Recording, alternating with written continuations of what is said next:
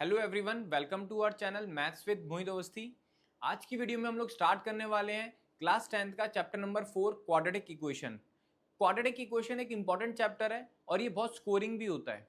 इस चैप्टर के अंदर ज़्यादा क्वेश्चंस नहीं आएंगे, बस आपको एक ही फॉर्मूले के ऊपर कमांड बनाना है जो कि है स्प्लिटिंग द मिडिल टर्म। अगर आपको स्प्लिटिंग द मिडिल टर्म समझ में आ गया, अगर आप उसके ऊपर कमांड बना लेते हैं तो ये चैप्टर वाकई में बहुत आसान है। क्यों? क्योंकि इसके अंदर ज़्यादा कुछ चीज़ें नहीं है, बहुत छोटा सा चैप्टर है और बहुत जल्दी अगर आप इसकी प्रैक्टिस करेंगे तो बहुत जल्दी आप इस चैप्टर को कवर अप भी कर सकते हैं। तो ये एक वन ऑफ द चैप्टर है जिसमें आप स्कोर कर सकते हैं, तो इस चैप्टर को बहुत ध्यान से देखिएगा। ये एक इंपॉर्टेंट चैप्टर भी है और स्कोरिंग चैप्टर भी है। तो स्टार्ट करते हैं आज की video, chapter number 4 quadratic equation.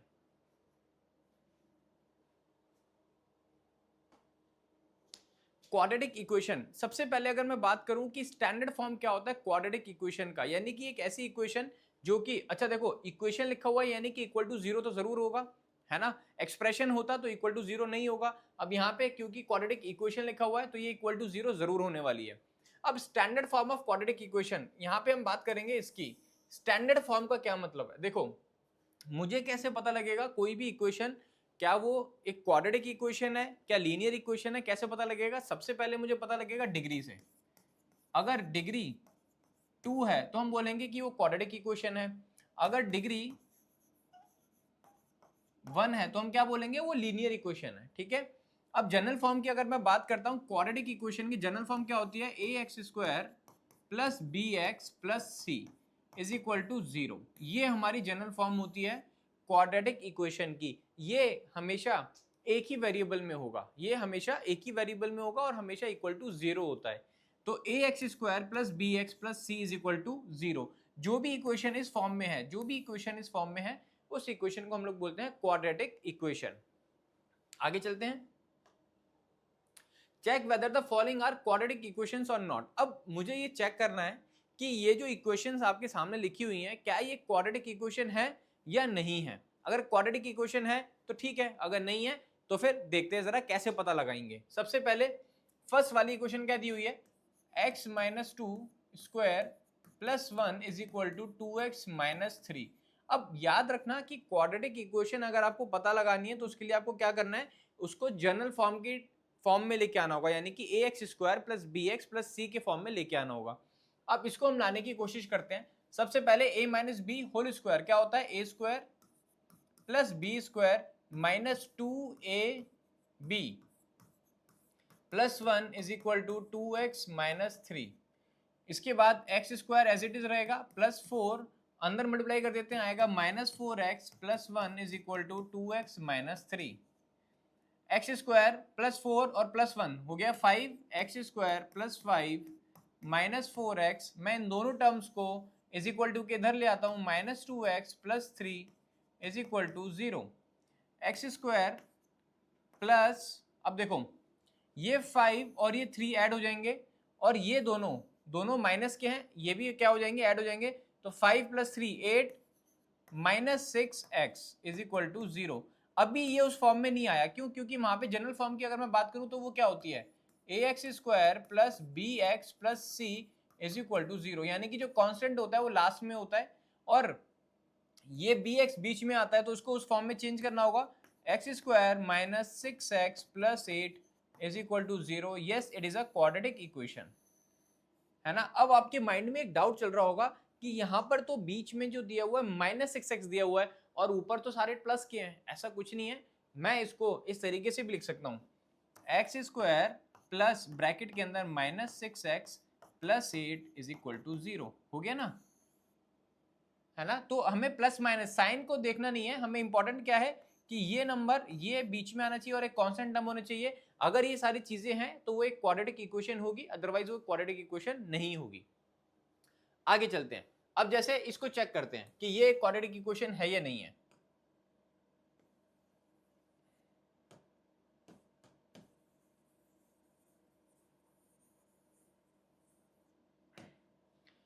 इसको देखते हैं, x का अंदर मल्टीप्लाई करेंगे, आएगा x square plus x plus eight is equal to, अच्छा इन दोनों का मल्टीप्लाई करेंगे, ये a plus b a minus b, a square minus b square. A plus b a minus b क्या होता है? ए स्क्वायर माइनस बी स्क्वायर होता है। तो x square plus x plus 8 is equal to x square minus 4। ठीक है, अब मैं इन दोनों को इधर ले आता हूं तो ये हो जाएगा x square plus x plus 8 minus x square plus 4 is equal to 0। अब आपने देखा ये दोनों तो कैंसिल हो गए, क्या बचा x plus 12 is equal to 0। क्या ये एक क्वाड्रेटिक इक्वेशन बनी? नहीं। क्यों? क्योंकि यहाँ पे जो इक्वेशन बन रही है तो लीनियर इक्वेशन बन रही है, यहाँ पे डिग्री कितनी है? 1 है। क्वाड्रेटिक इक्वेशन की अगर बात करेंगे तो ax square plus bx plus c होना चाहिए, मगर ये तो है ही नहीं। तो जब ये नहीं है तो that means this is not a quadratic equation, ये एक क्वाड्रेटिक इक्वेशन नहीं है। ठीक है, आगे चलते हैं। अब यहाँ पे नेक्स्ट दिया हुआ है a plus B whole cube is equal to x cube minus 4। a plus B whole cube क्या होता है? a plus B whole cube क्या होता है? a cube plus b cube plus 3ab और ब्रैकेट में a प्लस बी, यही होता है। बस यहाँ पे लगा देना है। तो x cube plus 2 cube plus 3 times x into 2 bracket में x plus 2 is equal to x cube minus 4। ठीक है, अब सॉल्व करते हैं। एक्स क्यूब प्लस 2 का cube is 8 plus 3 to 6 6x और ब्रैकेट के अंदर x प्लस 2, यहाँ पर आ गया एक्स क्यूब माइनस 4। यहाँ पे आएगा x cube plus 8 plus bracket के अंदर मल्टीप्लाई करेंगे 6 का x के साथ मल्टीप्लाई करेंगे 6x और x का करेंगे तो आएगा 6x स्क्वायर और इसका करेंगे आएगा plus 12x is equal to x cube minus 4। मैं इन दोनों को इधर ही ले आता हूँ। X cube 8 plus 8 plus 6x square plus 12x minus x cube plus 4 is equal to 0। X cube से एक्स क्यूब कैंसिल हो गया, क्या बचा मेरे पास? 6x स्क्वायर बचा प्लस 12x बचा plus 8 and plus 4 plus 12 is equal to 0। ठीक है, अब क्या ये क्वाड्रेटिक इक्वेशन बन रही है? डेफिनेटली एक क्वाड्रेटिक इक्वेशन बन रही है, मगर इससे पहले आपने देखा कि यहाँ पे कुछ कॉमन भी निकल रहा है, इसके अंदर कुछ कॉमन भी आ रहा है। तो क्या कॉमन आ रहा है? 6 कॉमन आ रहा है। तो x square plus 2x plus 2 is equal to 0। अब ये 6 जो है 0 के पास चला जाएगा, इक्वेशन बन जाएगी x square plus 2x plus 2 is equal to 0। That is your answer. ये भी एक क्वाड्रेटिक इक्वेशन बन रही है। तो ये तीनों की तीनों, ये अच्छा सॉरी ये बीच वाली नहीं थी, तो ये क्वाड्रेटिक इक्वेशन है और ये भी एक क्वाड्रेटिक इक्वेशन है, मगर ये एक क्वाड्रेटिक इक्वेशन नहीं है। तो क्वाड्रेटिक इक्वेशन का पता लगाना बहुत आसान है। कैसे? कि जो भी equation ax square plus bx plus c की फॉर्म में होगी वो एक क्वाड्रेटिक इक्वेशन होगी। ठीक है, अब आगे चल के मैं आपको ये बताऊंगा कि किस तरीके से लीनियर इक्वेशन इन 2 वेरिएबल्स में और क्वाड्रेटिक इक्वेशन में आप डिफरेंशिएट कर सकते हो। कैसे आपको पता लगेगा कि जब वर्ड प्रॉब्लम आपके सामने आएंगी? देखो, चैप्टर 3 की जो वर्ड प्रॉब्लम्स है और चैप्टर 4 की जो वर्ड प्रॉब्लम्स हैं बहुत सिमिलर हैं। तो क्वेश्चन को रीड करने के बाद आपको कैसे पता लगेगा कि ये जो इक्वेशन, ये जो फॉर्मूला लगेगा इसके अंदर वो क्वाड्रेटिक इक्वेशन का लगेगा या लीनियर इक्वेशन 2 वेरिएबल्स का लगेगा? तो उसको हम लोग जब वर्ड प्रॉब्लम्स करेंगे उस टाइम पे डिस्कस करेंगे। अभी अगर आपको इक्वेशन दी हुई है तो आप आसानी से बता सकते हो कि कौन सी क्वाड्रेटिक इक्वेशन है और कौन सी क्वाड्रेटिक इक्वेशन नहीं है। आगे चलते हैं। नेक्स्ट दिया हुआ है, अच्छा वर्ड प्रॉब्लम हमारे सामने आ गई है। नेक्स्ट दिया हुआ है the area of a rectangular plot is 528 metre square, the length of the plot in metre is 1 more than twice its breadth, we need to find the length and breadth of the plot. ठीक है, यहां पर इन्होंने बोला कि length जो दिया हुआ है वो सॉरी एरिया आपको रेक्टेंगल का दिया हुआ है और एरिया के बाद इन्होंने आपको एक रिलेशन दिया है लेंथ और ब्रेथ में। ठीक है, इसको देखते हैं जरा। सबसे पहले ये यहां पर मीटर स्क्वायर है, मीटर स्क्वायर है ये। तो area of rectangle, area of rectangle आपको दिया हुआ है 528 मीटर स्क्वायर। उसके बाद बोला है the length of the plot is 1 more than twice its breath. तो मैंने बोला लेट अस टेक ब्रेथ, ये जो ब्रेथ आपको दी हुई है इसको x मीटर ले लेते हैं। उसके बाद देन लेंथ कितनी हो जाएगी? लेंथ कितनी दी हुई है? Length is 1 more than twice its breadth, breadth का 2 टाइम्स एंड 1 मोर, तो दैट इज 2x प्लस 1। ये मेरी लेंथ हो गई। तो एरिया ऑफ रेक्टेंगल का फॉर्मूला क्या होता है? एरिया ऑफ रेक्टेंगल फॉर्मूला होता है लेंथ इनटू ब्रेथ। ये तो हम लोग बचपन से करते आ रहे हैं, length into breadth area of rectangle का फॉर्मूला होता है। एरिया आपको दिया हुआ है 528 इज इक्वल टू लेंथ कितनी है हमारी 2x प्लस 1, इसका मल्टीप्लाई x के साथ 5, इसको अंदर मल्टीप्लाई कर देते हैं तो आ जाएगा 2x स्क्वायर प्लस x, और मैं 528 को उस साइड ले जाता हूँ माइनस 528, यहाँ पे बचा 0। ये मेरी क्वाड्रेटिक इक्वेशन बन गई, ये मेरी क्वाड्रेटिक इक्वेशन बन गई। अभी तक हम लोगों ने देखा कि कोई भी अगर आपको वर्ड प्रॉब्लम दी हुई है या कोई भी इक्वेशन दी हुई है तो हमने देख लिया कि वो एक क्वाड्रेटिक इक्वेशन होती है, ठीक है, कि ये ax square plus bx plus c की फॉर्म में आ गया, ये एक क्वाड्रेटिक इक्वेशन है। मगर इस क्वाड्रेटिक इक्वेशन को सॉल्व कैसे करना है, इस क्वाड्रेटिक इक्वेशन से हमें आंसर कैसे निकालना है, कैसे मैं x की वैल्यू को निकाल सकता हूं, तो उसके लिए एक मेथड होता है। उस मेथड को हम लोग क्या बोलते हैं, splitting the middle term. Splitting the middle term एक मेथड होता है, उसको बोलते हैं स्प्लिटिंग द मिडिल टर्म। अब मैं आपको वो मेथड बताता हूं कि स्प्लिटिंग द मिडिल टर्म से किस तरीके से मैं इस क्वेश्चन के अंदर लेंथ और ब्रेथ को निकाल सकता हूं। उस मेथड को देखते हैं। सबसे पहले इक्वेशन है 2x स्क्वायर, इक्वेशन हमें दी हुई है 2x square plus x minus 528 is equal to 0। अब ये जो क्वाड्रेटिक इक्वेशन है, इस क्वाड्रेटिक इक्वेशन से किस तरीके से मैं x की वैल्यू को निकाल सकता हूं उसके ऊपर आ जाते हैं। तो उसको क्या बोलते हैं, स्प्लिटिंग द मिडिल टर्म। देखो कैसे करते हैं। सबसे पहले ये जो मेरा कांस्टेंट नंबर होता है c को हम मल्टीप्लाई करते हैं coefficient of x square. c का मल्टीप्लाई किससे करते हैं, coefficient of x square. c क्या है मेरा 528 मेरा c है। कोफिशिएंट ऑफ x स्क्वायर क्या है, यहां पे हमने देखा कोफिशिएंट क्या है 2 है, उसको 2 से मल्टीप्लाई कर दिया, कितना आंसर आया 1056 मेरा आंसर आ गया।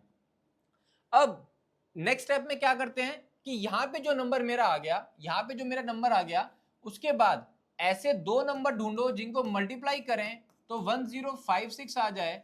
और क्योंकि यहां पे जो साइन दिया हुआ है, ये जो साइन दिया हुआ है, कांस्टेंट नंबर से पहले जो साइन दिया होता है उस साइन को हम लोग कंसीडर करते हैं। उन्हीं दो नंबर को जब मैं माइनस करूं, तो मेरा आंसर x का कोफिशिएंट दैट इज 1 आ जाए। क्या आ जाए, coefficient of x that is 1 आ जाए। देखो दोबारा से करते हैं। सबसे पहला काम क्या है कि c को मल्टीप्लाई करते हैं a से, c क्या होता है, कांस्टेंट टर्म होती है, a क्या होता है, कोफिशिएंट ऑफ x स्क्वायर होता है। इन दोनों का हम मल्टीप्लाई करते हैं। मल्टीप्लाई करने के बाद हम ऐसे दो नंबर ढूंढते हैं जिनको मल्टीप्लाई करें तो वो नंबर आ जाए 1056 आ जाए। और क्योंकि यहाँ पे माइनस का साइन है, उनको जब मैं माइनस करूं तो मेरा क्या आ जाए, कोफिशिएंट ऑफ x का कोफिशिएंट क्या है 1 है, x का कोफिशिएंट क्या है 1 है। तो फटाफट से मुझे क्या करना है, ऐसे दो नंबर ढूंढने हैं जिनको मैं मल्टीप्लाई करूं तो 1056 आ जाए, और मैं उनको जब माइनस करूं तो मेरा 1 बचे। अब देखो इसको फाइंड आउट कैसे करते हैं। सबसे पहले 1056 का प्राइम फैक्टराइजेशन कर दो। 2 से किया 528, 2 से किया,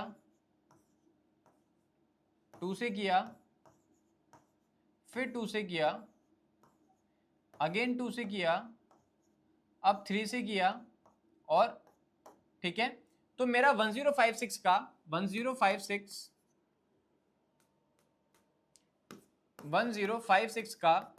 प्राइम फैक्टराइजेशन क्या आ गया, 2 इंटू कितने 2 हैं, 1 2 3 4 5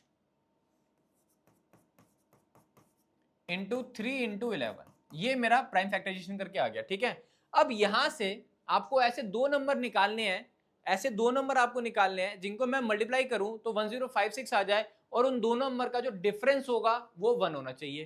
तो मैंने फटाफट से देखा, मैंने यहां पे देखा। अब देखो मैं कैसे कैलकुलेट करूंगा, हम लोग हिट एंड ट्रायल करेंगे, मल्टीप्लाई करके देखेंगे और नंबर निकालने की कोशिश करेंगे। तो मैंने किया 11 3 33, और उसके बाद ये 2 कितने टाइम्स है, 5 टाइम्स, तो 32। मैंने देखा अगर मैं 33 को 32 से मल्टीप्लाई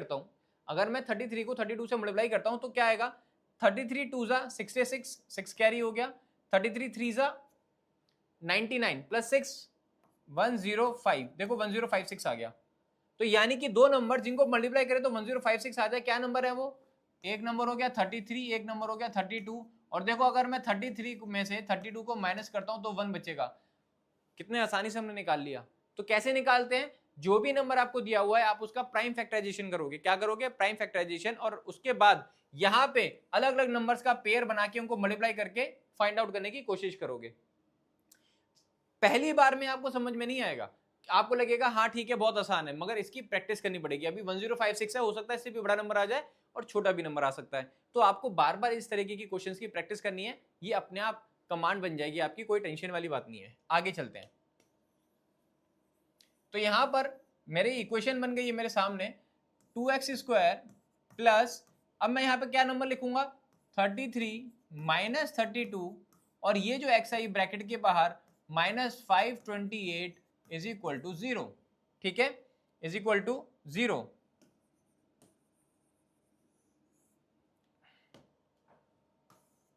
अब उसके बाद 2x² plus 33 into x 33x minus 32 into x minus 528 is equal to 0। बेटा इसके बाद इन दोनों को माइनस करके मत लिख देना, अगर माइनस करके लिखोगे तो वापस इसी वाले स्टेप पे चले जाओगे। तो माइनस नहीं करते हैं, सीधा ब्रैकेट खोल देते हैं। अब उसके बाद इन दोनों के बीच में कॉमन निकालना है और इन दोनों के बीच में कॉमन निकालना है। अब कॉमन कैसे निकालते हैं ये भी सीख लेते हैं, फटाफट से देखते हैं कि किस तरीके से कॉमन निकालना है। जल्दी से कॉमन निकालना भी सीख लेंगे। एक बार अगर ये चीजें आ गई तो ये चैप्टर बहुत आसान है। अब 2x², इसको मैं क्या लिखूंगा? 2 इंटू एक्स लिखूंगा। उसके बाद 33x, इसको मैं क्या लिखूंगा? 3 इंटू 11 इंटू एक्स लिखूंगा। अब इन दोनों में देखो कॉमन क्या आ रहा है। सबसे पहले मैंने देखा यहाँ पे एक x कॉमन आ रहा है। क्या कॉमन आ रहा है? एक x कॉमन आ रहा है। इसके अलावा और भी कोई चीज कॉमन है? कोई भी चीज कॉमन नहीं है। फटाफट से मैंने x को कॉमन निकाला। क्या बचा? 2x प्लस क्या बचा? 33। अब उसके बाद 32x और 528, इन दोनों के बीच में देखते हैं कि क्या कॉमन आ रहा है। 32 क्या होता है?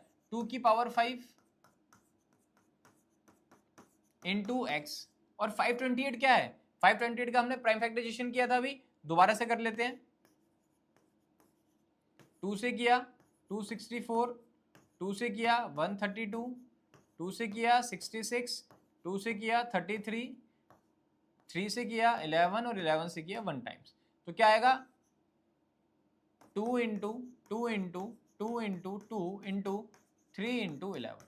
ठीक है, अब उसके बाद फटाफट से देखते हैं इनके बीच में क्या कॉमन आ रहा है। अब मैंने ये देखा क्या कॉमन है इनके बीच में। सबसे पहले एक ये 2 कॉमन आ रहा है, उसके बाद एक और 2 कॉमन आ रहा है, उसके बाद एक और 2 कॉमन आ रहा है, उसके बाद एक और 2 कॉमन आ रहा है। अब यहाँ पे 2 है, यहाँ पे 3 आ गया, और यहाँ पे x है, यहाँ पे 11 आ गया, तो वो तो कॉमन ही नहीं है। तो क्या आ रहा है? 2 की पावर 4 यानी कि 16 नंबर कॉमन आ रहा है। ठीक है, तो यहां से अगर मैंने ये 2 को गायब कर दिया जो कॉमन आ रहे हैं, तो अंदर क्या बचा? 2x। मैंने क्या कॉमन लिया? 16। अंदर क्या बचा? 2x बचा। ठीक है, उसके बाद अगर यहां से ये 2 चला गया, ये भी चला गया, ये भी चला गया, ये भी चला गया, क्या बचा? 33 बचा।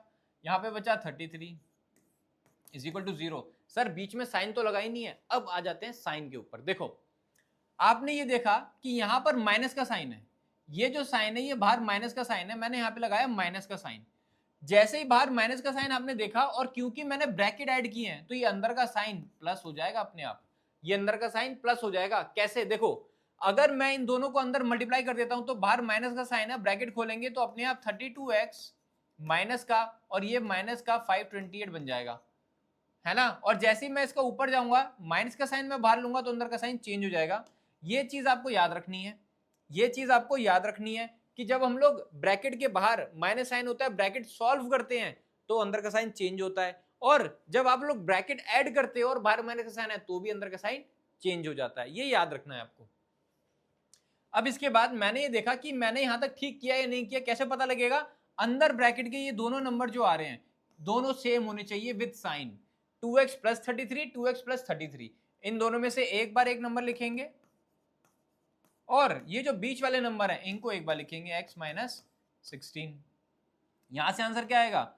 2x is equal to 33, sorry not 33, it is minus 33, and x will be equal to minus 33 by 2। और यहां से आंसर क्या आएगा, x इज इक्वल टू 16। हम लोग क्या निकाल रहे थे, हम लोग निकाल रहे थे लेंथ एंड ब्रेथ। हम लोग क्या निकाल रहे थे, हम लोग निकाल रहे थे लेंथ एंड ब्रेथ। हमें निकालना था कि लेंथ क्या है और ब्रेथ क्या है, ये मैं कैलकुलेट कर रहा था यहाँ पे। क्या कभी भी ऐसा हो सकता है कि लेंथ और ब्रेथ नेगेटिव में आ जाए, क्या कभी भी लेंथ और ब्रेथ नेगेटिव में आ सकती है, नहीं। तो फिर इसका जो आंसर आ रहा था, एक आंसर आ रहा था -33/2 और एक आंसर आ रहा था 16, तो ये मेरा आंसर है, ये नहीं होगा। लेंथ कभी भी नेगेटिव नहीं हो सकती। तो फिर मैंने बोला कि मेरी ब्रेथ कितनी है, ब्रेथ तो मेरी 16 आ गई, और लेंथ की बात करें तो 2 × 16 + 1 दैट इज 33। तो एक नंबर ये है, एक नंबर ये है। तो लेंथ मेरी 33, ब्रेथ मेरा 16। आई होप ये क्वेश्चन समझ में आया होगा। एक चीज मैं आपको बता देता हूं, अगर सपोज करो कि दो वर्ड प्रॉब्लम्स आपके सामने है, एक आपको लीनियर इक्वेशन इन 2 वेरिएबल्स की दी हुई है और एक आपको क्वाड्रेटिक इक्वेशन की दी हुई है, तो आप दोनों के बीच में डिफरेंशिएट कैसे करोगे। जो लीनियर इक्वेशन की प्रॉब्लम होगी, वर्ड प्रॉब्लम होगी, वहां पर जितने भी वेरिएबल होंगे उनकी डिग्री 1 होगी। उनकी डिग्री 1 क्यों होगी, क्योंकि वहां पर आपको क्वेश्चन कैसे दिया होगा, sum of 2 numbers, difference of 2 numbers, one number exceeds the other number. मगर वहां पे कभी भी प्रोडक्ट यूज नहीं करेंगे, वहां पे वो कोई भी ऐसा फॉर्मूला यूज नहीं करेंगे जहां पे आपको मल्टीप्लाई करना पड़े। और मैं इस क्वेश्चन की अगर बात करूं, मैं यहाँ पे एरिया कैलकुलेट कर रहा हूं, और एरिया क्या फॉर्मूला क्या होता है, लेंथ इंटू ब्रेथ। एरिया का फॉर्मूला क्या होता है, लेंथ इंटू ब्रेथ, यानी कि मैं क्या निकाल रहा हूं, प्रोडक्ट निकाल रहा हूं। तो कभी भी अगर वर्ड प्रॉब्लम के अंदर प्रोडक्ट कैलकुलेट कर रहे हैं, अगर उन्हें बोला प्रोडक्ट ये है ना, या फिर आगे जाके इन दोनों नंबर्स का मल्टीप्लाई हमें करना है, तो वो सारे के सारे क्वेश्चन क्वाड्रेटिक इक्वेशन के होंगे। और अगर प्रोडक्ट नहीं दिया हुआ, सम दिया हुआ, इस तरीके के क्वेश्चन दिए हुए हैं, तो वो लीनियर के होंगे। ठीक है, ये एक डिफरेंस आपको समझ के चलना है। ठीक है, ऐसा नहीं है कि क्वाड्रेटिक के अंदर हम सम वर्ड यूज नहीं करते हैं, यूज कर सकते हैं, मगर यहाँ पे प्रोडक्ट वर्ड जरूर आएगा। तभी तो देखो, क्या कभी भी ऐसा हो सकता है कि मैं x + x करूं और वो x² बन जाए, क्या डिग्री 2 बन सकती है, कभी नहीं बन सकती। मगर अगर मैंने x को x से मल्टीप्लाई करा तो मेरी डिग्री 2 बन सकती है। तो यहाँ पे मुझे क्या करना है, क्वाड्रेटिक इक्वेशन के अंदर मुझे डिग्री 2 बनानी है, तो ज्यादातर केस में मैं प्रोडक्ट यूज करूंगा, सम बहुत ही रेयर केस में आएगा। ठीक है, आएगा, मैं आपको तुरंत वहां पे बता दूंगा कि वहां प्रोडक्ट भी दिया होगा। ठीक है, आगे चलते हैं।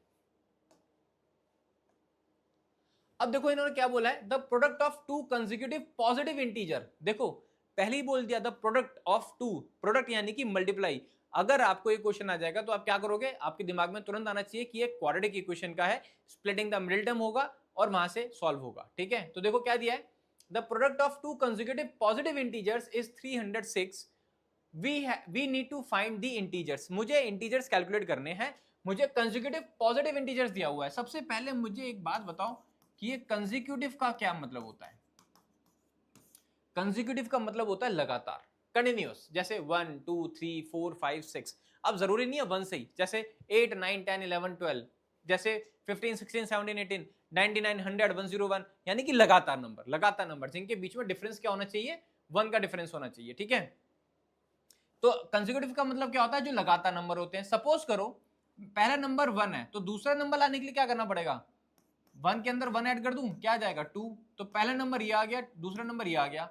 तीसरे नंबर के लिए क्या करना पड़ेगा, 2 के अंदर 1 ऐड कर दो, क्या बन जाएगा 3 बन जाएगा। अब उसके बाद नेक्स्ट नंबर के लिए क्या करना पड़ेगा, 3 के अंदर 1 ऐड कर दूं, क्या आ जाएगा 4। तो यानी कि 1 2 3 4 सबके अंदर डिफरेंस 1, यानी कि हर एक नंबर के अंदर अगर मैं +1 करता जाऊंगा तो फिर मुझे क्या मिल जाएंगे, कंसेक्यूटिव नंबर मिल जाएंगे। चलो जी ठीक है, समझ में आ गया। मगर यहां तो ऐसे नंबर दिए ही नहीं हुए, मुझे क्या पता कि वो पहला नंबर 1 है या 2 है या 3 है, मुझे नंबर ही नहीं पता। मैंने बोला मुझे नंबर नहीं पता, एक काम करते हैं, नंबर को x ले लेते हैं। Let the first number be x। तो सेकंड नंबर क्या होगा, तो सेकंड नंबर क्या होगा, अगर फर्स्ट नंबर x है तो सेकंड क्या होगा। भाई अगर पहला नंबर x है तो दूसरा निकालने के लिए क्या करना होगा, +1 करना होगा, डेफिनेटली +1 करना होगा। मैंने इसके अंदर +1 कर दिया। अब बच्चों के दिमाग में आ रहा है, सर सपोज करो मैंने ले लिया 2, है ना, +1 करूंगा तो 3 आ जाएगा, मगर मुझे 1 चाहिए, तो क्या मैं इसको x लेके मैं x - 1 और यहाँ पे x + 1 ये भी कर सकता हूं, बिल्कुल कर सकते हो, बिल्कुल कर सकते हो। यहाँ पे जैसे मैंने x लिया तो आप उसको x - 1 भी ले सकते हो, कोई प्रॉब्लम नहीं है, वहां से भी गलत आंसर नहीं आएगा, बिल्कुल करेक्ट आंसर आएगा। आगे चलते हैं। अब मैंने क्या बोला कि let the first number be x, second number x plus 1 हो जाएगा। क्वेश्चन में क्या दिया हुआ है, प्रोडक्ट दिया हुआ है, तो x का multiply x plus 1 is equal to what, इन दोनों का मल्टीप्लाई 306 के इक्वल है, क्वेश्चन में दिया हुआ है। मैंने इनको मल्टीप्लाई किया, क्या आ गया, एक्स स्क्वायर प्लस एक्स, 306 को इधर ले आते हैं, minus 306 is equal to 0। Quadratic equation बन रही है, जनरल फॉर्म में हमने देखा, बिल्कुल क्वाड्रेटिक इक्वेशन बन रही है।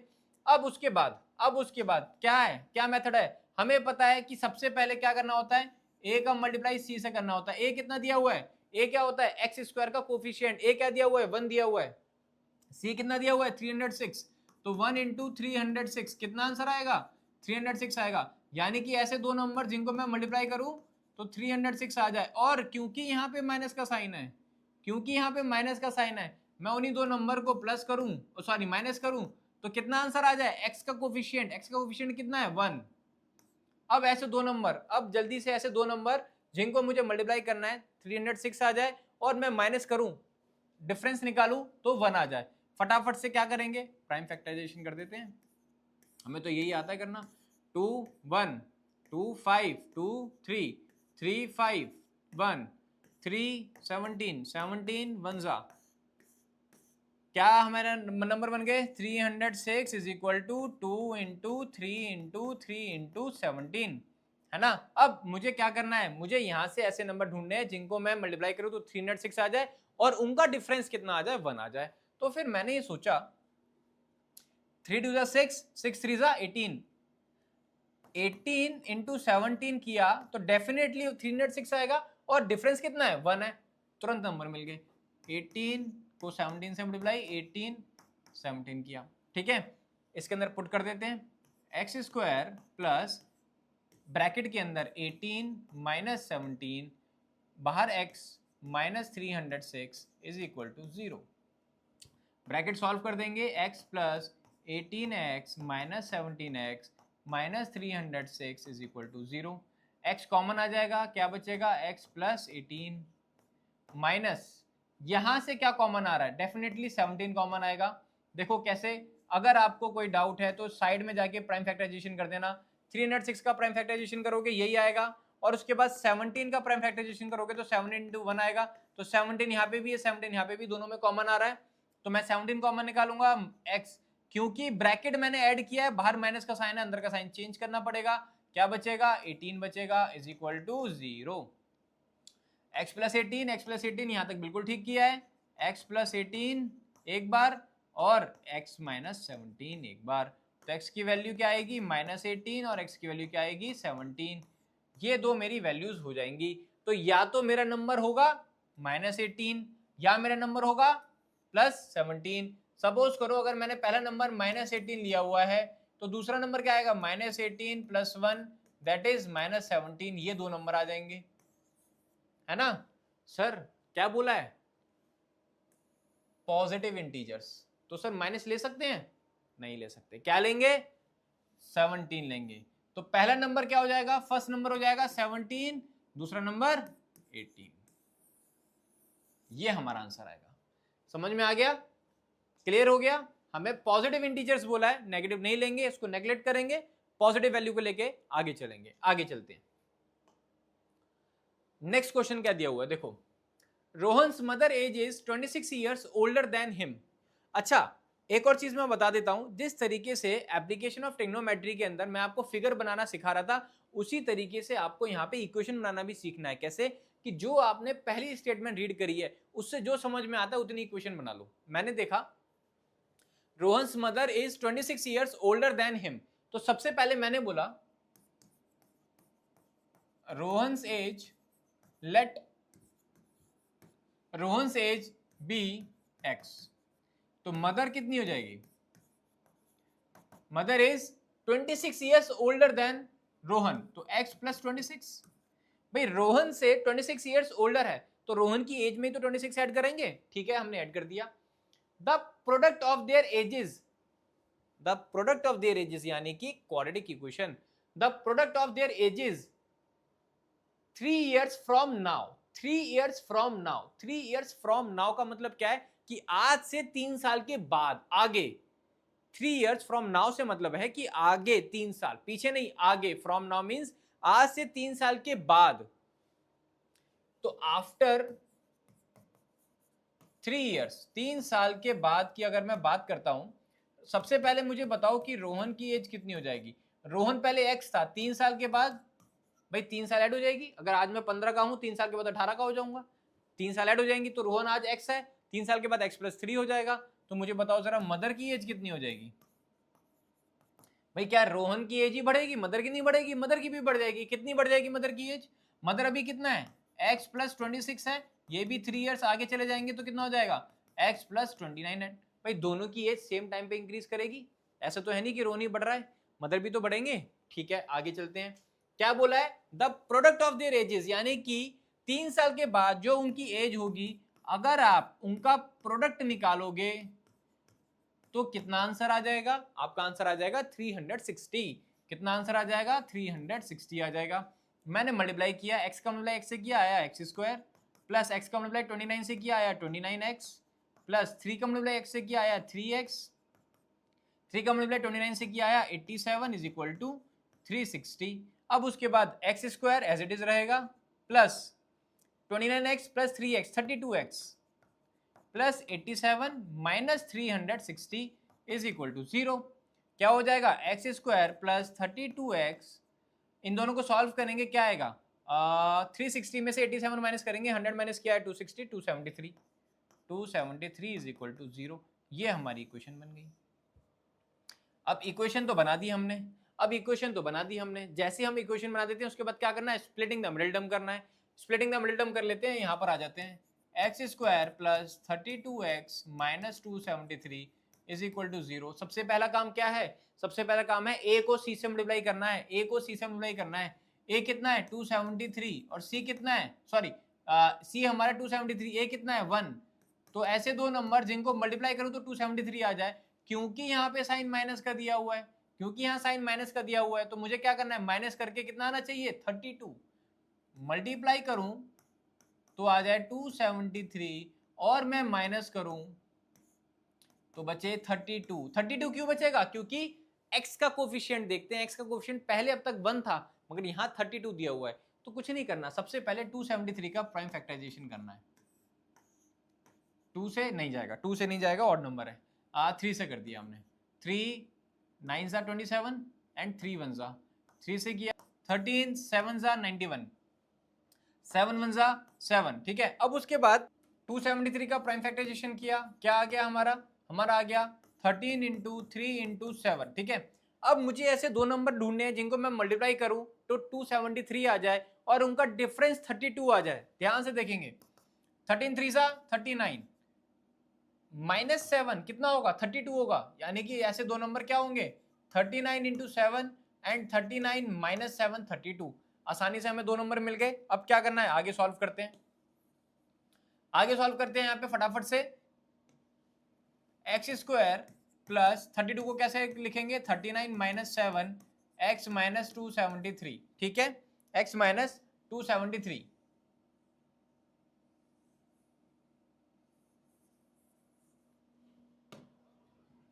Is equal to 0।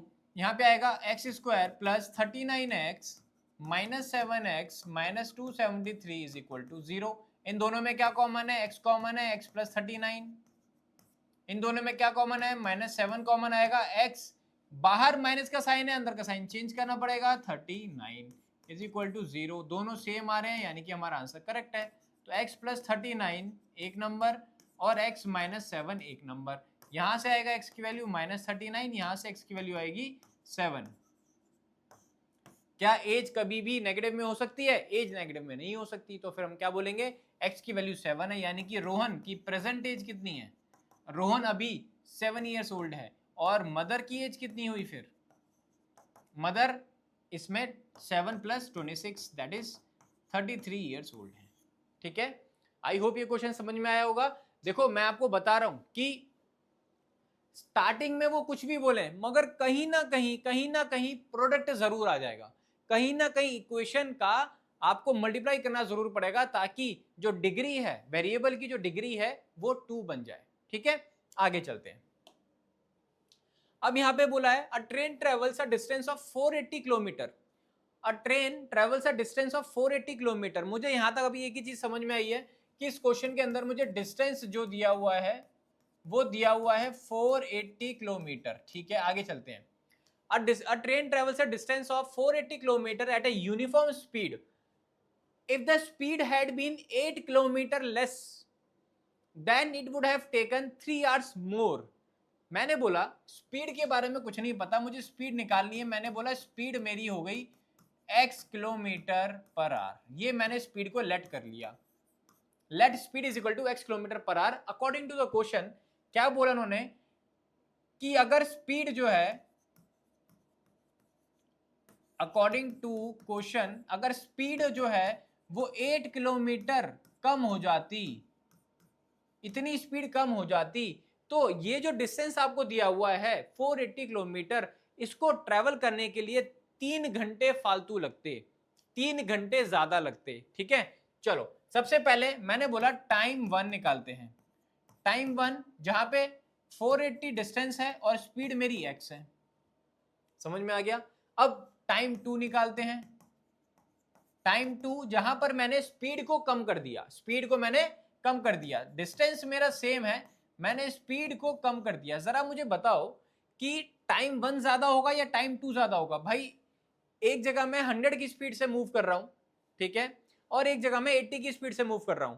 तो जब मैं 100 की स्पीड से मूव कर रहा हूं तो टाइम ज्यादा लगेगा या कम लगेगा? भाई जब 100 की स्पीड है, स्पीड ज्यादा है, तो मुझे डिस्टेंस ट्रेवल करने में टाइम कम लगेगा, मगर जहां स्पीड कम हो गई तो वहां टाइम ज्यादा लगेगा। ठीक है, तो यहां पर उन्होंने क्या बोला है कि अगर वो इस स्पीड से जाता है तो यहां पे जो टाइम लगेगा वो इससे 3 घंटा ज्यादा है। यानी कि इन दोनों का डिफरेंस आपको दिया हुआ है, यानी कि आपको दिया हुआ है T2 minus T1 is equal to 3 hours. आपको क्या दिया हुआ है? T2 minus T1 is equal to 3 hours. 3 घंटे इन दोनों के बीच का डिफरेंस दिया हुआ है। दोबारा से समझते हैं कि जब मैंने ये वाली स्पीड पकड़ी तो मुझे टाइम ज्यादा लग रहा था, है ना, इस स्पीड के कंपैरिजन में। तो जब टाइम ज्यादा लग रहा था, कितना लग रहा था? 3 घंटा ज्यादा लग रहा था। तो यानी कि इन दोनों का डिफरेंस 3 घंटा होगा ना। समझ में आया? आगे चलते हैं। अब T2 480 upon x minus 8 minus T1 कितना है? 480 upon x is equal to 3 hours. ठीक है, अब सर यहां तो इक्वेशन ही नहीं बनी हुई है। अब सबसे पहले हमारा काम क्या है? इक्वेशन बनानी है। इक्वेशन बनाते हैं। यहाँ पे 2 नंबर दिए हुए हैं, कोई भी आपको वैसे नंबर नहीं दिए हुए, 2 3 4 नंबर नहीं दिए हुए, तो फिर मैं क्या करूंगा? एलसीएम निकालने के लिए इनको आपस में मल्टीप्लाई कर देंगे। तो मेरा एलसीएम आ गया x माइनस 8 इंटू एक्स।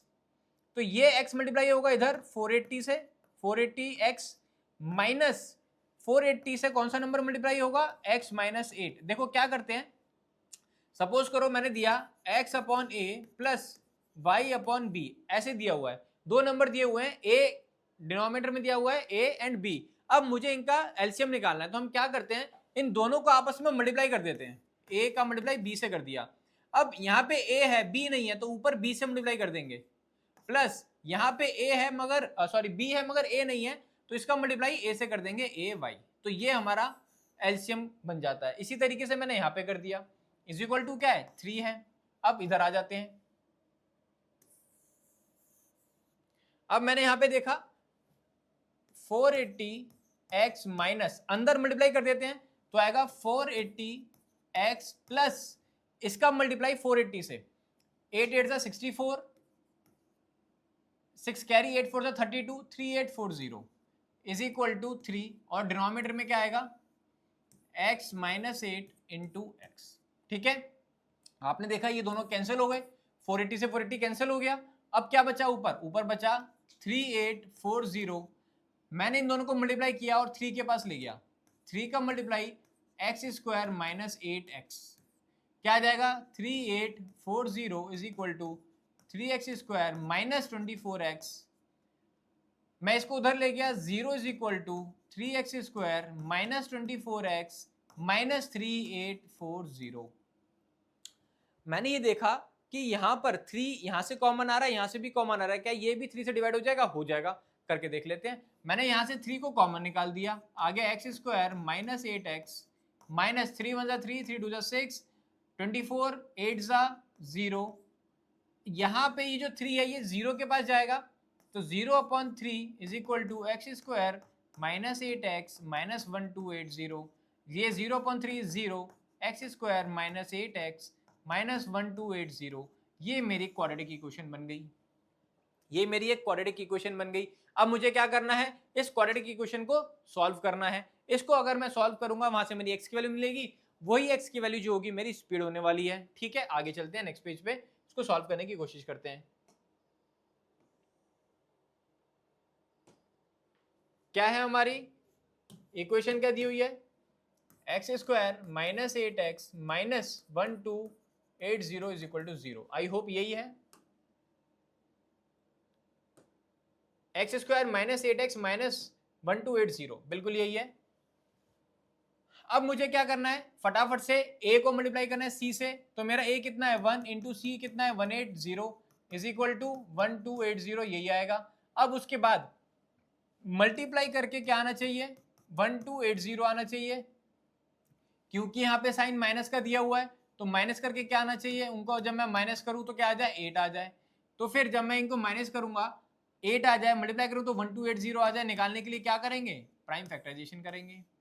2 से किया 640, 2 से किया 320, 2 से किया 160, 2 से किया 80, 2 से किया 40, 2 से किया 20, 2 से किया 10, 2 से किया 5, 5 से किया 1।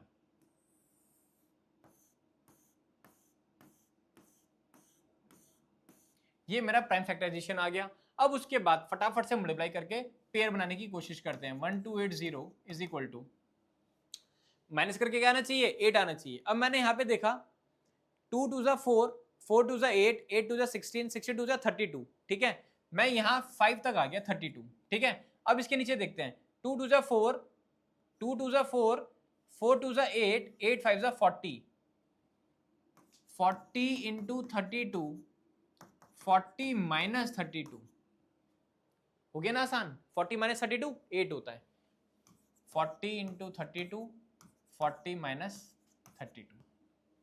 आए समझ में, सॉल्व कर देते हैं। एक्स स्क्वायर माइनस ब्रैकेट में लिखा 40 minus 32 x minus 1280 is equal to 0। X square minus 40x, बाहर माइनस का साइन है, अंदर का साइन प्लस करेंगे, 32x minus 1280 is equal to 0।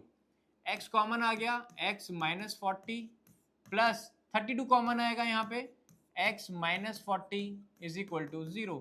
दोनों नंबर सेम आ रहे हैं, यानी कि हम लोगों ने बिल्कुल ठीक किया है, x प्लस 32। अब यहाँ से x की वैल्यू 40 आएगी और x की वैल्यू माइनस 32 आएगी, माइनस में हो नहीं सकता, तो x की वैल्यू कितनी रहेगी 40 रहेगी, यानी कि स्पीड कितनी रहेगी 40 किलोमीटर पर आवर, ये मेरी स्पीड रहेगी। आई होप क्वेश्चन समझ में आ रहा है।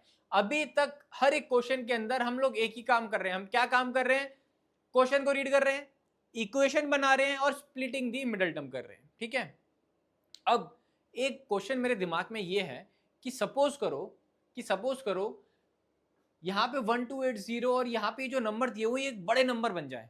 जब ये एक बहुत बड़े नंबर बन जाए, प्राइम फैक्टराइजेशन भी कर दिया, अब मैं ढूंढ ही नहीं पा रहा हूँ, अब मुझे समझ ही नहीं आ रहा है कि कैसे करना है, मुझे पेयर ही नहीं मिल रहा है कि प्लस करके या माइनस करके ये आना चाहिए, वो मैं नहीं बना पा रहा हूँ।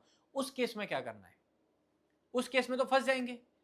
अगर हम इसी चीज में सारा टाइम वेस्ट कर देंगे कि इसको मल्टीप्लाई करके देखा, उसको मल्टीप्लाई करके देखा, फिर माइनस कर रहे हैं प्लस कर रहे हैं, इसी में फंस जाएंगे तो क्या होगा। इसके लिए हमारे पास एक और चीज होती है, उसको हम बोलते हैं क्वाड्रेटिक फॉर्मूला, जो आगे कुछ क्वेश्चंस के बाद मैं आपको बताऊंगा। अभी आगे चलते हैं। यहां पे इन्होंने बोला find the roots of the equation by factorisation.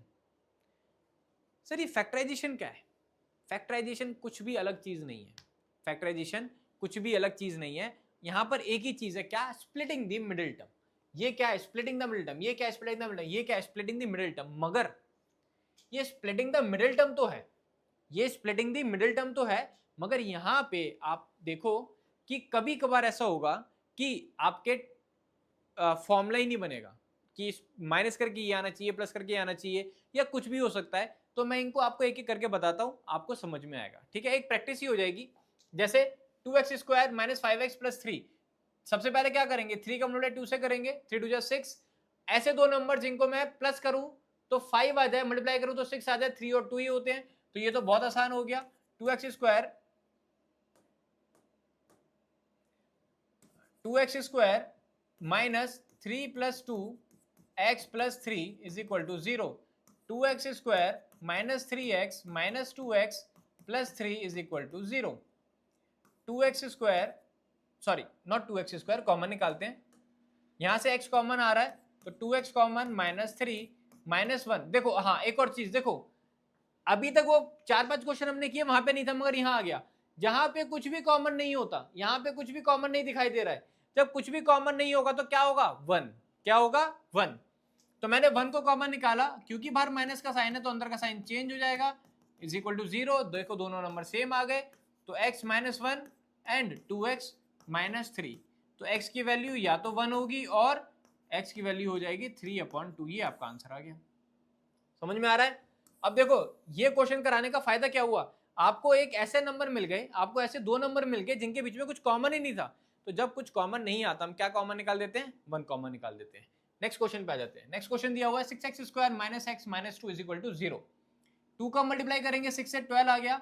अब ऐसे दो नंबर जिनको मैं मल्टीप्लाई करूं तो 12 आ जाए और माइनस करूं तो x का कोफिशिएंट 1 है, 1 आ जाए, माइनस 2 इज इक्वल टू 0। अब जरा फटाफट से माइंड में करेंगे, साइड में जाने की जरूरत नहीं है। ऐसे दो नंबर जिनको मल्टीप्लाई करें तो 12 आ जाए और माइनस करें तो 1 बचे, 4 3 12, 4 minus 3, 6x square minus 4x plus 3x minus 2 is equal to 0। Sir ये प्लस क्यों हो गया, माइनस का साइन दिया हुआ ना बाहर, तो इसलिए प्लस हो जाएगा। इन दोनों में क्या कॉमन आ रहा है, फटाफट से देखा, 2x कॉमन आ रहा है, तो यहाँ पे क्या बचेगा, 3x माइनस 2x बाहर चला गया, बचा 2 प्लस, यहाँ पे देखो फिर से ऐसे दो नंबर जहाँ कुछ कॉमन नहीं आ रहा, 3 और 2 में कुछ कॉमन नहीं है, क्या कॉमन लेंगे, 1, अंदर वाले number as it is. Sign change क्यों नहीं करा, क्योंकि बाहर प्लस का साइन है, बाहर प्लस का साइन है तो अंदर का साइन चेंज नहीं होगा। देखो ये 3x माइनस 2, ये भी 3x माइनस 2, यानी कि हम लोग सही कर रहे हैं, तो 3x माइनस 2 और एक नंबर आ जाएगा 2x प्लस 1, तो एक नंबर हो गया 3x इज इक्वल टू 2, यानी कि x इज इक्वल टू 2/3। एक नंबर हो गया 2x plus 1 is equal to 0, यानी कि 2x is equal to minus 1, यानी कि x is equal to minus 1/2। आगे चलते हैं। अगला क्वेश्चन दिया हुआ है 3x स्क्वायर, यहां पे बीच में कुछ छूट गया क्या, एक सेकंड में बुक में देख लेता हूं।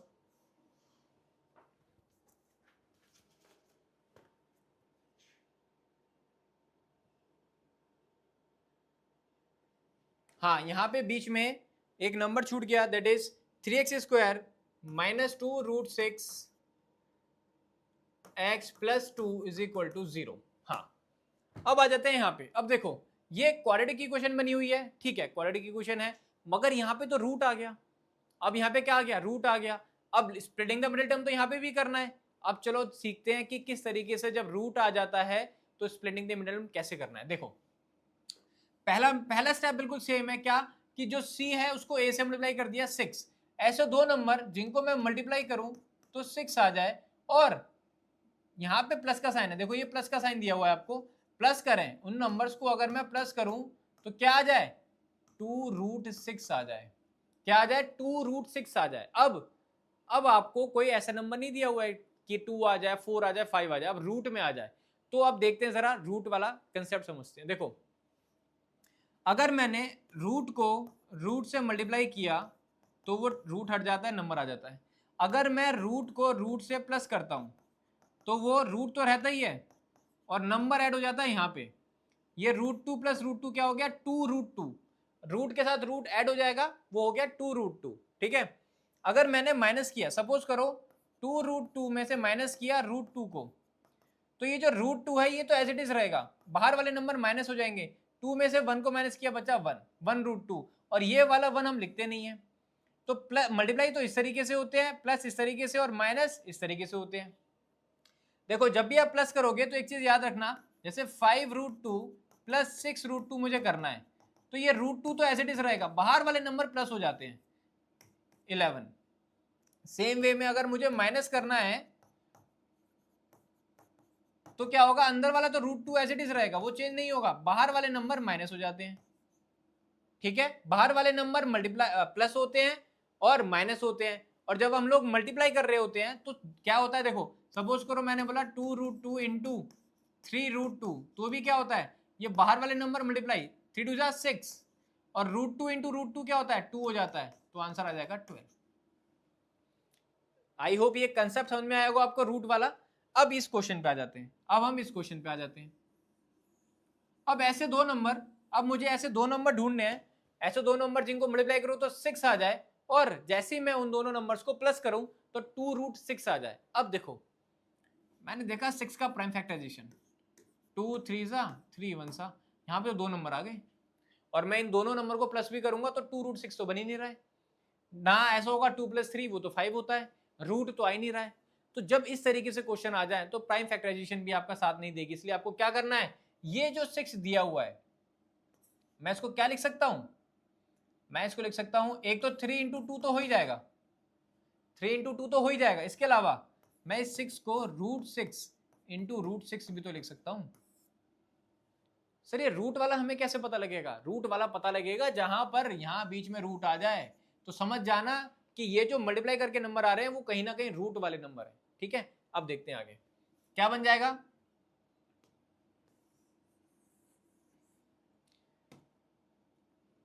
3x² माइनस √6 प्लस √6, बाहर x plus 2 is equal to 0। अगर अभी मैंने बताया था जब दो रूट वाले नंबर प्लस होते हैं तो वो साइड में नंबर ऐड होता चला जाता है, तो √6 प्लस √6 क्या हो जाएगा, 2√6 हो जाएगा। मैंने यहाँ पे ब्रैकेट खोला, minus √6 x minus √6 x plus 2 is equal to 0। अब सर ये तो रूट में दिया हुआ है, रूट में कॉमन कैसे निकालें, ये भी बड़ी समस्या हो गई। चलो इस समस्या का समाधान निकालते हैं कि रूट में कॉमन कैसे निकाला जाता है। सबसे पहले 3x² को अगर मैं बात करूं तो 3 इंटू एक्स लिख सकते हैं, कोई डाउट ही नहीं है। उसके बाद क्योंकि मैं रूट की बात कर रहा हूं तो हर नंबर को रूट में लेके आना होगा, यानी कि मैं इस 3 को क्या लिख सकता हूं, √3 into x into x. Same way में √6x क्या हो जाएगा, √6 को क्या लिखेंगे, √3 इंटू √2 इंटू एक्स। क्या कॉमन आ रहा है, √3 कॉमन आ रहा है, एक x कॉमन आ रहा है। क्या कॉमन आ गया, √3 और एक x कॉमन आ गया। तो यहां पर तो मुझे कॉमन मिल गया, क्या कॉमन मिल गया, √3 और x कॉमन मिल गया। तो जब ये √3 कॉमन आ गया, ये x कॉमन आ गया, पहले क्या बचा, √3x बचा, ऊपर क्या बचा, √3x, एक तरफ बचा √3x, और नीचे क्या बचा, बीच में कौन सा साइन है, माइनस का, क्या बचा, √2 बचा। भाई जो नंबर कॉमन आ गया वो बाहर चला गया, अब अंदर क्या बचा, जब मैंने 3x² का किया था तो अंदर क्या बचा, √3 बचा और एक x बचा, वो मैंने यहां लिख दिया। √6 के अंदर क्या बचा, केवल √2 बचा, वो मैंने यहां लिख दिया। बीच में क्या साइन है, माइनस का साइन है। इन दोनों में क्या कॉमन है, अब इन दोनों में कॉमन निकालते हैं, आ जाओ जरा, यहां पे लिख रहा हूं मैं, √6x को क्या लिखेंगे, √3 इंटू √2 इंटू एक्स। 2 को क्या लिख सकते हैं सर, 2 को तो बस √2 इंटू √2 ही लिख सकते हैं। क्या कॉमन आ रहा है, √2 कॉमन आ रहा है। भाई यहां से √2 कॉमन आ रहा है तो मैंने यहां √2 लिख दिया। ब्रैकेट के अंदर क्या बचेगा, भाई √2 गायब हो गया, क्या बचा, √3x, और नीचे क्या बचा, √2, क्योंकि बाहर माइनस का साइन है तो अंदर माइनस का, पहले अंदर कौन सा साइन था, प्लस का, तो माइनस का साइन √2।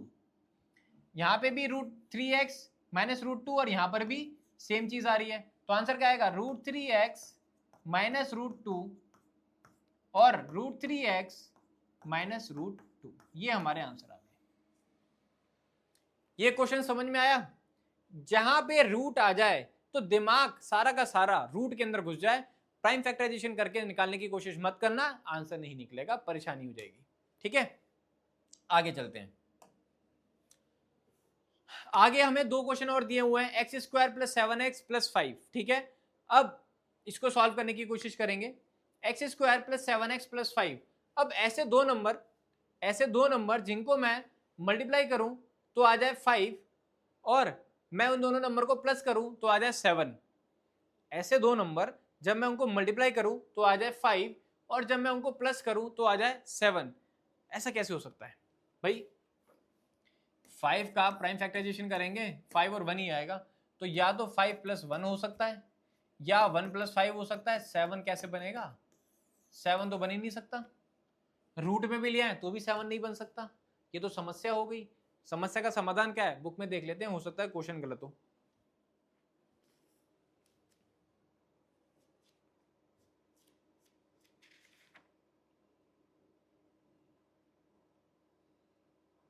बिल्कुल, क्वेश्चन हमने थोड़ा सा मिसप्रिंट है यहाँ पे। क्वेश्चन है √2x² + 7x + 5√2। ये लो, कितना शानदार रूट का क्वेश्चन मिल गया, इतना शानदार रूट का क्वेश्चन मिल गया। अब देखो क्वेश्चन क्या कहता है। अब है क्वेश्चन √2x² + 7x + 5√2। रूट से भर दिया हमने। अब जितने इस टाइप के क्वेश्चन मिलेंगे हमें उतनी हमारी प्रैक्टिस हो जाएगी। चलो करते हैं इस क्वेश्चन को।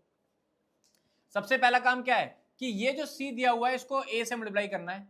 तो मैंने 5√2 का मल्टीप्लाई √2 से किया तो क्या आएगा भाई, रूट का मल्टीप्लाई रूट से करेंगे 2 आएगा, 5 2 10। अब ऐसे दो नंबर जिनको मल्टीप्लाई करें तो 10 आ जाए, और क्योंकि यहाँ पे प्लस का साइन है प्लस करूं तो 7 आ जाए। तो 5 + 2 और 5 × 2 10। समझ में आ गया। आ जाते हैं √2x² + 5 + 2x + 5√2। √2x² + 5x + 2x + 5√2। इन दोनों में क्या कॉमन आ रहा है? x कॉमन आ रहा है, बचेगा √2x + 5। इन दोनों में क्या कॉमन आ रहा है? इन दोनों में कॉमन निकालते हैं जरा। 2x को क्या लिख सकता हूं, क्योंकि रूट है यहाँ पे, तो मैं √2 × x, और 5 को क्या लिखेंगे, 5√2 को भाई 5 × √2 लिख सकते हैं। क्या कॉमन आ रहा है?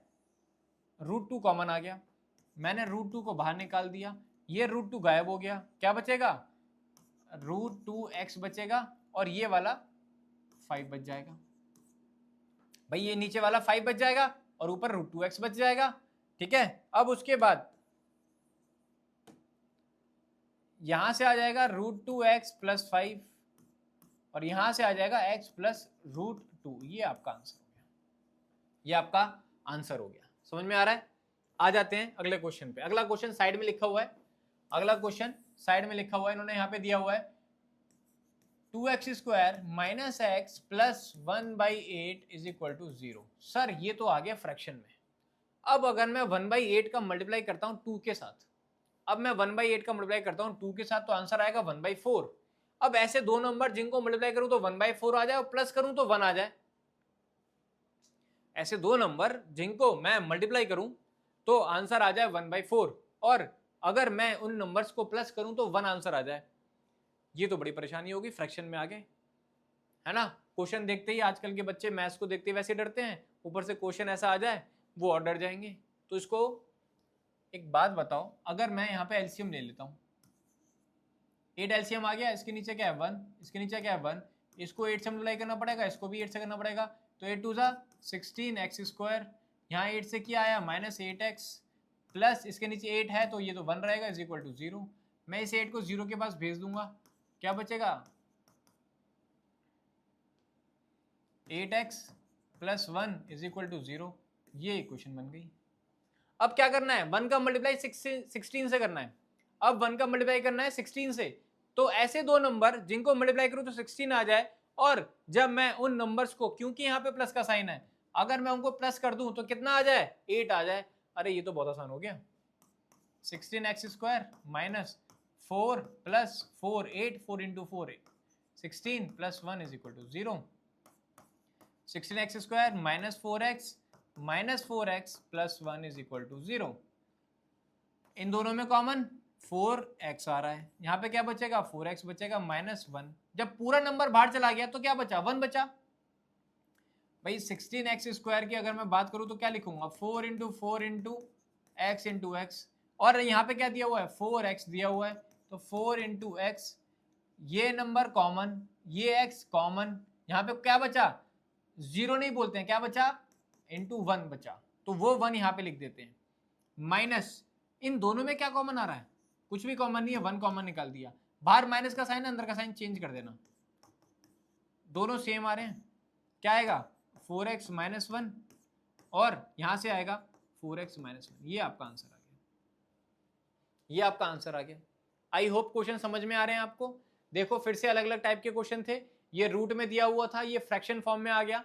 फ्रैक्शन फॉर्म में जैसे ही देखते हैं हम लोग थोड़ा सा घबरा जाते हैं, तो घबराने की जरूरत नहीं है। क्या करना है, एलसीएम निकाल दो, जो भी नंबर आएगा इधर चला जाएगा, वो जीरो हो जाएगा। इन केस यहाँ जीरो नहीं दिया हुआ, इन केस जीरो नहीं दिया हुआ, यहाँ 2 या 3 दिया होता तो क्या करते, 8 का मल्टीप्लाई उस नंबर से करते, 2 3 6 जो भी नंबर होता, और फिर उसको उठा के इधर ले आते। यहाँ पे जो भी कांस्टेंट नंबर होता आपका, उसके साथ प्लस या माइनस करके फिर सॉल्व करने लग जाते। तो फ्रैक्शन फॉर्म में आ जाए घबराना नहीं है, रूट में आ जाए तो भी नहीं घबराना। आगे चलते हैं, आगे दिया हुआ है find two numbers whose sum is 27 and product is 182। Sir देखो, आपने कहा था कि सम जब भी आएगा तो linear equation in two variables वाले क्वेश्चन हो जाएंगे। यहाँ पे सम आ गया, हाँ भाई मैंने कहा था कि सम अगर आ जाएगा तो लीनियर इक्वेशन वाले क्वेश्चन हो जाएंगे, मगर ये भी तो कहा था कि प्रोडक्ट आएगा, ये भी तो कहा था कि प्रोडक्ट भी आएगा।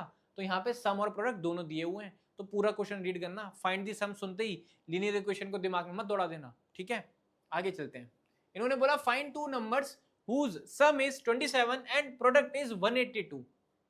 ठीक है, ऐसे दो नंबर जिनको मैं मल्टीप्लाई करूं तो सम क्या आ जाए, 27 आ जाए, और जब मैं उनको मल्टीप्लाई करूं तो 182 आ जाए। ऐसे दो नंबर, क्वाड्रेटिक इक्वेशन जो होती है वो तो एक वेरिएबल में होती है। यहां पे इन्होंने दो नंबर दे दिए, यहां पे इन्होंने दो नंबर दे दिए, तो मुझे दो नंबर लेने पड़ेंगे। चलो देखते हैं, एक बार दो नंबर लेके सॉल्व करेंगे और एक बार देखेंगे क्या एक नंबर लेके भी आंसर आ सकता है। चेक करते हैं। मैंने बोला let the two numbers be x and y। मैंने बोला दो नंबर को x और y ले लेते हैं। सम कितना दिया हुआ है, सम दिया हुआ है x plus y is equal to 27।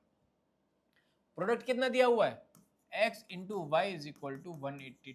यहां पे हमारी कहानी खत्म हो गई। क्यों, क्योंकि हमने linear equation in two variables के अंदर ऐसी अगर एक इक्वेशन मिल जाती तो या तो मैं एलिमिनेट कर देता या सब्स्टिट्यूट कर देता, मगर यहां तो x इंटू वाई दिया हुआ है, हो गई परेशानी। अब क्वाड्रेटिक इक्वेशन कैसे बनाए, एक तो दो वेरिएबल आ गए, दो वेरिएबल आ गए, चलो कोई बात नहीं, फिर उसके बाद दूसरी इक्वेशन भी नहीं मिल रही। क्या करना है, कुछ नहीं करना, मैंने नीचे वाले को x into y is equal to 182 जो दिया हुआ था, मैंने उसको क्या किया, x is equal to 182 upon y कर दिया। इसको, इस वाली इक्वेशन को पुट कर दिया इसके अंदर, x की जगह पे 182 upon y plus y is equal to 27 is equal to 27। क्या एलसीएम आ गया, वाई एलसीएम आ गया। 182 के नीचे वाई है मगर इसके नीचे 1 है, तो उसका मतलब वाई से करेंगे, y square is equal to 27। ये वाई किधर जाएगा, इसके पास 182 plus y square is equal to 27 y. 27 y को इधर ले आते हैं, y square minus 27 y plus 182 is equal to 0। बन गई क्वाड्रेटिक इक्वेशन, बन गई क्वाड्रेटिक इक्वेशन। कोई डाउट है, एक डाउट है, मैं इस नंबर को इधर लेके आया, कभी कभार मैं इधर वाले नंबर को उधर ले जाता हूं, तो ये कौन सा नंबर इक्वल टू के उस साइड जाएगा, कौन सा नंबर इक्वल टू के इस साइड आएगा, हम लोग डिसाइड कैसे करते हैं। देखो जहां पर भी आपका ये जो वाई स्क्वायर है, ऐसा वेरिएबल जिसकी डिग्री 2 है, उसको मुझे पॉजिटिव बनाना है। अगर पॉजिटिव का साइन है तो मैं उसे छेड़ूंगा नहीं, अगर नेगेटिव का साइन है तो पॉजिटिव बनाना है। अगर ये इस तरीके से होता 182 minus y square is equal to 27 y, तो मैं इस पूरे नंबर को उठा के उधर ले जाता, मैं लिखता 0 is equal to Y square plus 27 y minus 182। मैं ऐसा क्यों करता, क्योंकि मेरा वाई स्क्वायर मुझे पॉजिटिव बनाना है, वो यहाँ पे नेगेटिव है, तो उसको उधर ले जाऊंगा तो साइन चेंज हो जाएगा, इसलिए मैं इसको इधर ले आया। यहाँ पे ये प्लस का दिया होता, अगर उधर ले जाता तो ये माइनस का बन जाता, मुझे तो माइनस का बनाना ही नहीं है, मुझे तो प्लस का बनाना है, मुझे तो उसकी वैल्यू नेगेटिव करनी ही नहीं है, इसलिए मैं इसको इधर ले आया। अब मेरी ये क्वाड्रेटिक इक्वेशन बन गई, y square minus 27 y plus 182 is equal to 0। अब मुझे क्या करना है, कुछ नहीं करना, 182 को मल्टीप्लाई करेंगे किससे, वाई स्क्वायर का कोफिशिएंट 1 है, ए की वैल्यू 1 है, तो ऐसे दो नंबर जिनको मैं मल्टीप्लाई करूं तो 182 आ जाए, और क्योंकि यहाँ पे प्लस का साइन है, उन नंबर्स को मैं प्लस करूं तो 27 आ जाए। कुछ नहीं करना, 182 का प्राइम फैक्टराइजेशन कर दो, 2 9 जा 1 जा 13 7 जा 7 1 जा। अब ऐसे दो नंबर जिनको मैं मल्टीप्लाई करूं तो 182 आ जाए, और प्लस करूं तो 27 आ जाए, ऐसे नंबर को प्लस करूं तो 27 आ जाए। तो बस कुछ नहीं हो रहा, 7 को मैंने 2 से मल्टीप्लाई किया, 14 प्लस 13, दो नंबर मुझे मिल गए। इसके अंदर पुट कर देता हूं मैं, दो नंबर जो मिले हैं मैं यहां पे सॉल्व कर देता हूं। Y square minus 14 plus 13 y plus 182 is equal to 0। Y square minus 14 y minus 13 y plus 182 is equal to 0। ये माइनस का साइन क्यों आ गया? क्योंकि बाहर माइनस का साइन था, ब्रैकेट के अंदर जाएंगे साइन चेंज हो जाएगा। इन दोनों में y कॉमन आ रहा है, y माइनस 14, यहाँ पे माइनस 13 कॉमन आ रहा है, ब्रैकेट के अंदर आएगा y minus 14 is equal to 0। तो मेरा आंसर आ जाएगा y माइनस 13,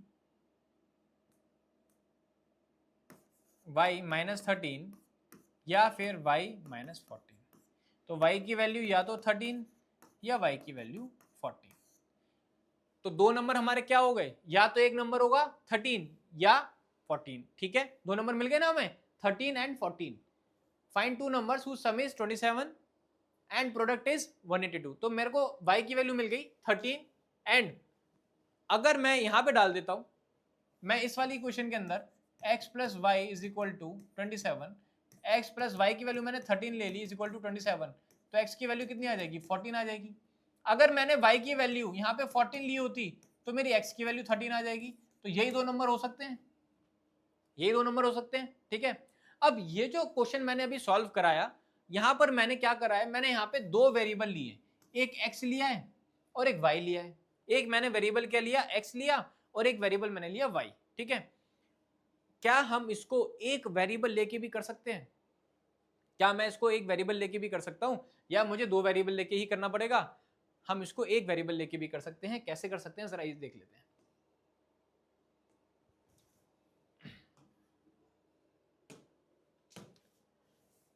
दो नंबर जिनको प्लस किया तो 27 आ गया। मैंने क्या बोला कि एक नंबर x दिया हुआ है, मैंने बोला एक नंबर x दिया हुआ है। ठीक है, दूसरा नंबर मुझे नहीं पता क्या दिया हुआ है। क्या यहां पर जो नंबर है जिसके बारे में मुझे कुछ पता नहीं है, यहां पर जो नंबर है जिसके बारे में मुझे कुछ पता नहीं है, क्या इस नंबर को मैं 27 माइनस एक्स लिख सकता हूं? क्या इस नंबर को, ये जो नंबर है इसको मैं 27 माइनस एक्स लिख सकता हूं, हाँ या ना? भाई दो नंबर को प्लस करा 27 आ गया, अगर 27 में से एक नंबर माइनस कर दूंगा तो दूसरा नंबर आएगा या नहीं आएगा? करके देख लेते हैं, करके देख लेते हैं।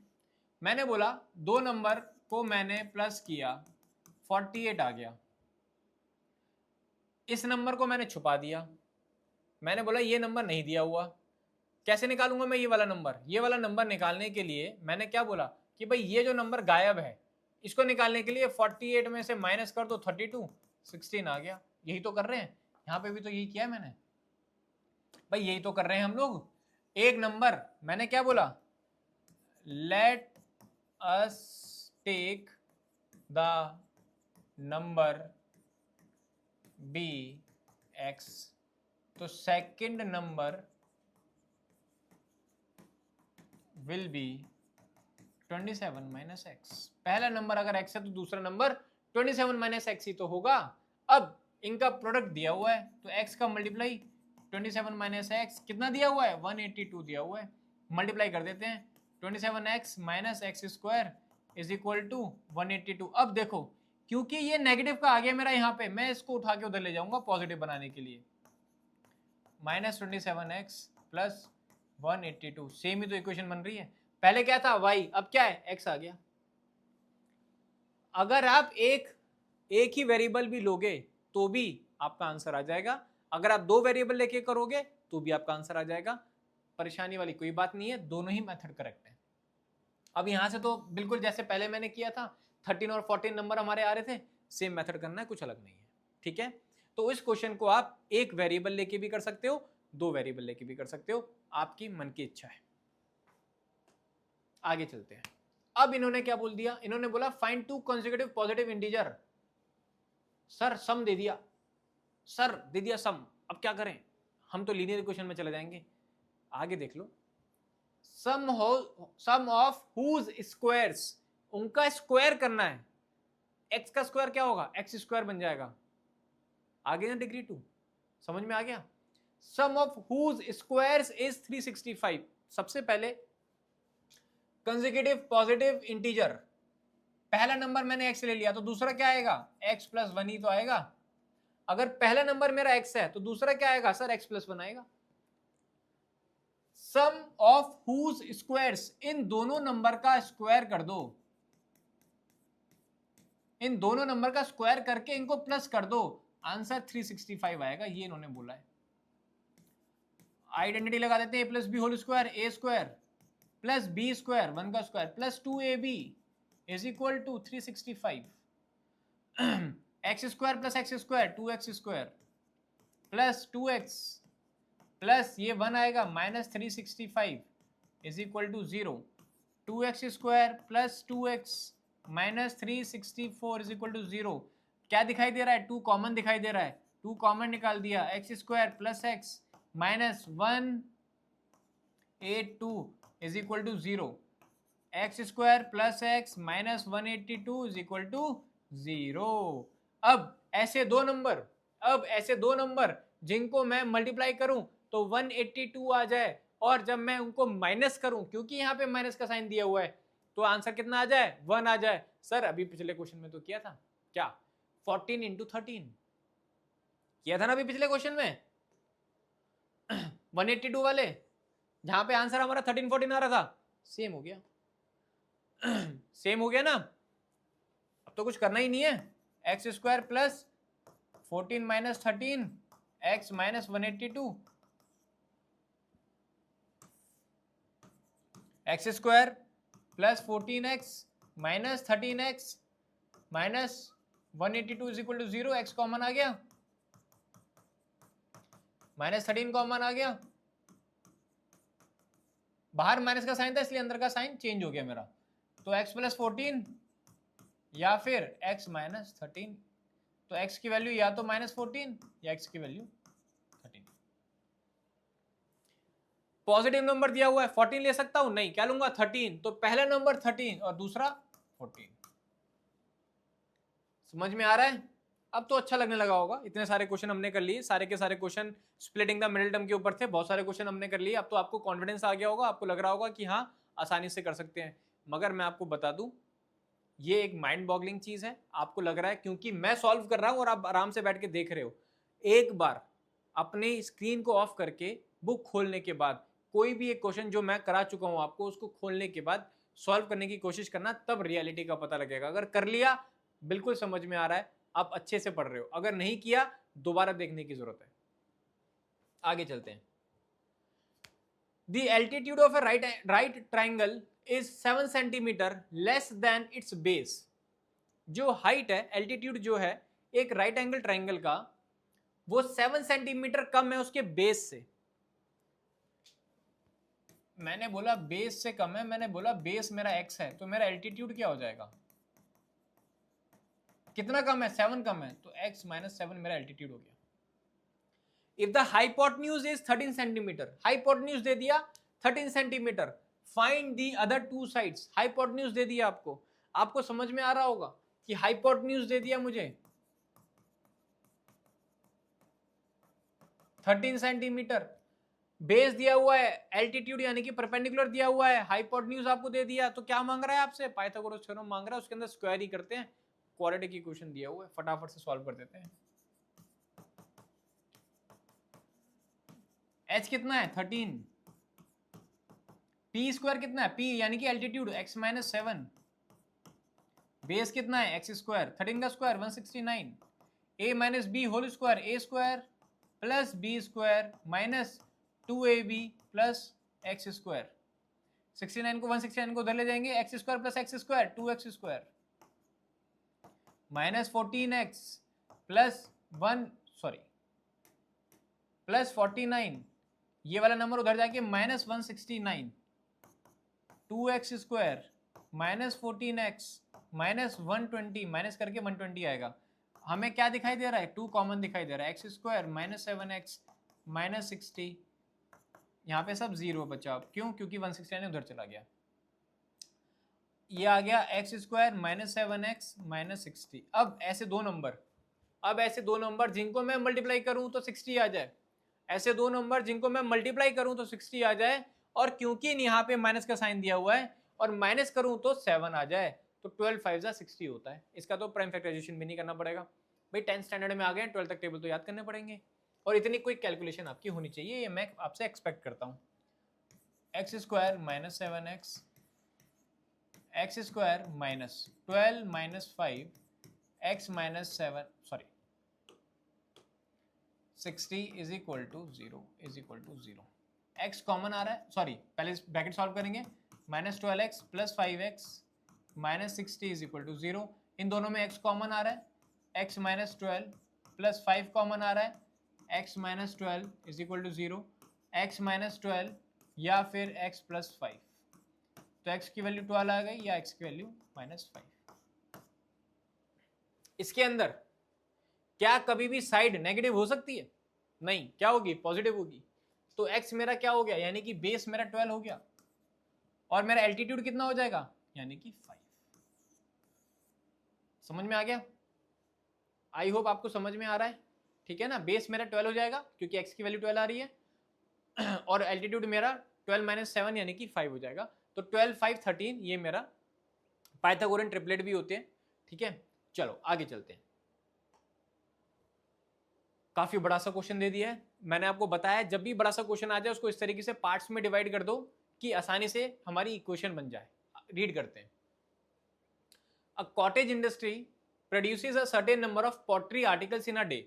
एक इंडस्ट्री है, वहां पर वो कुछ ना कुछ आर्टिकल्स बना रहे हैं एक दिन के अंदर। मैंने बोला मुझे नहीं पता कितने आर्टिकल वो बना रहे हैं, मैंने उन आर्टिकल को क्या ले लिया? एक्स ले लिया। Let the number of articles be x, number of articles produced be x, ठीक है। मुझे नहीं पता कि इसकी जरूरत भी पड़ेगी नहीं पड़ेगी, मगर अभी मुझे इतना समझ में आया, मैंने ले लिया। आगे देखते हैं। It was observe on a particular day, it was observe, उन्होंने एक दिन देखा क्या? That the cost of production of each article was 3 more than twice the number of articles produced. एक दिन उन्होंने क्या देखा कि हम लोग रोज जो आर्टिकल्स बनाते हैं उनकी जो कॉस्ट है, एक आर्टिकल की जो कॉस्ट है वो कितनी है? It is 3 more than twice the number of articles produced. अगर मैं कॉस्ट की बात करता हूं तो वो क्या है? 3 ज्यादा है, मोर than twice the number of articles produced. It is 3 more than twice the number of articles produced. जितने आर्टिकल आपने बनाए हैं उसका 2 गुना कर दो, 2 टाइम्स कर दो, और 3 ऐड कर दो, उतना आपका कॉस्ट निकलता है एक आर्टिकल का। एक आर्टिकल, ये मुझे एक आर्टिकल की कॉस्ट मिल गई कि एक आर्टिकल की कॉस्ट मेरी इतनी है, ठीक है। एक बात बताओ, अगर मैंने बोला एक टॉफी 5 रुपए की है, एक टॉफी 5 रुपए की है, तो 10 टॉफी कितने की होंगी? तो हम क्या करेंगे? 5 × 10 कर देंगे। 5 × 10 यानी कि 50 रुपए की। आगे हम क्या करेंगे भाई? एक टॉफी की कॉस्ट को नंबर ऑफ टॉफी से मल्टीप्लाई कर दूंगा तो मेरी कॉस्ट निकल के आ जाएगी। एक टॉफी की कॉस्ट को नंबर ऑफ टॉफीज जितनी मुझे चाहिए उससे मल्टीप्लाई कर दूंगा, मेरी कॉस्ट निकल जाएगी। मान लो मुझे 7 चाहिए तो 5 × 7 कर दूंगा, 8 चाहिए तो 5 × 8 कर दूंगा। इसी तरीके से आगे उन्होंने यहां पे बोला है, if the total cost of production on that day was 90, if the total cost, जो टोटल कॉस्ट थी प्रोडक्शन की, जो टोटल कॉस्ट थी प्रोडक्शन की उस दिन कितनी थी? 90 रुपए थी। एक इतने आर्टिकल मैंने प्रोड्यूस किए, एक आर्टिकल इतने रुपए का है। नंबर ऑफ आर्टिकल्स को अगर मैं उसकी कॉस्ट से मल्टीप्लाई कर दूंगा तो टोटल निकल के आ जाएगा। इतने आर्टिकल्स बनाए मैंने एक दिन में, एक आर्टिकल इतने रुपए का है, इन दोनों को मल्टीप्लाई कर दूंगा, टोटल कॉस्ट निकल जाएगी। इन दोनों को मल्टीप्लाई कर देंगे, टोटल कॉस्ट निकल जाएगी। मल्टीप्लाई करके आगे सॉल्व करते हैं। 3x + 2x² = 90, 2x² + 3x - 90 = 0। कुछ भी कॉमन नहीं आ रहा। 92 से 180 होता है। ऐसे दो नंबर जिनको मैं मल्टीप्लाई करूं तो 180 आ जाए, क्योंकि यहां माइनस का साइन है, माइनस करूं तो 3 आ जाए। अब ऐसे दो नंबर हम लोग निकालेंगे प्राइम फैक्टराइजेशन से। मुझे तो पता चल गए हैं, आई होप आपको भी पता लग गए होंगे, फिर भी कर लेते हैं।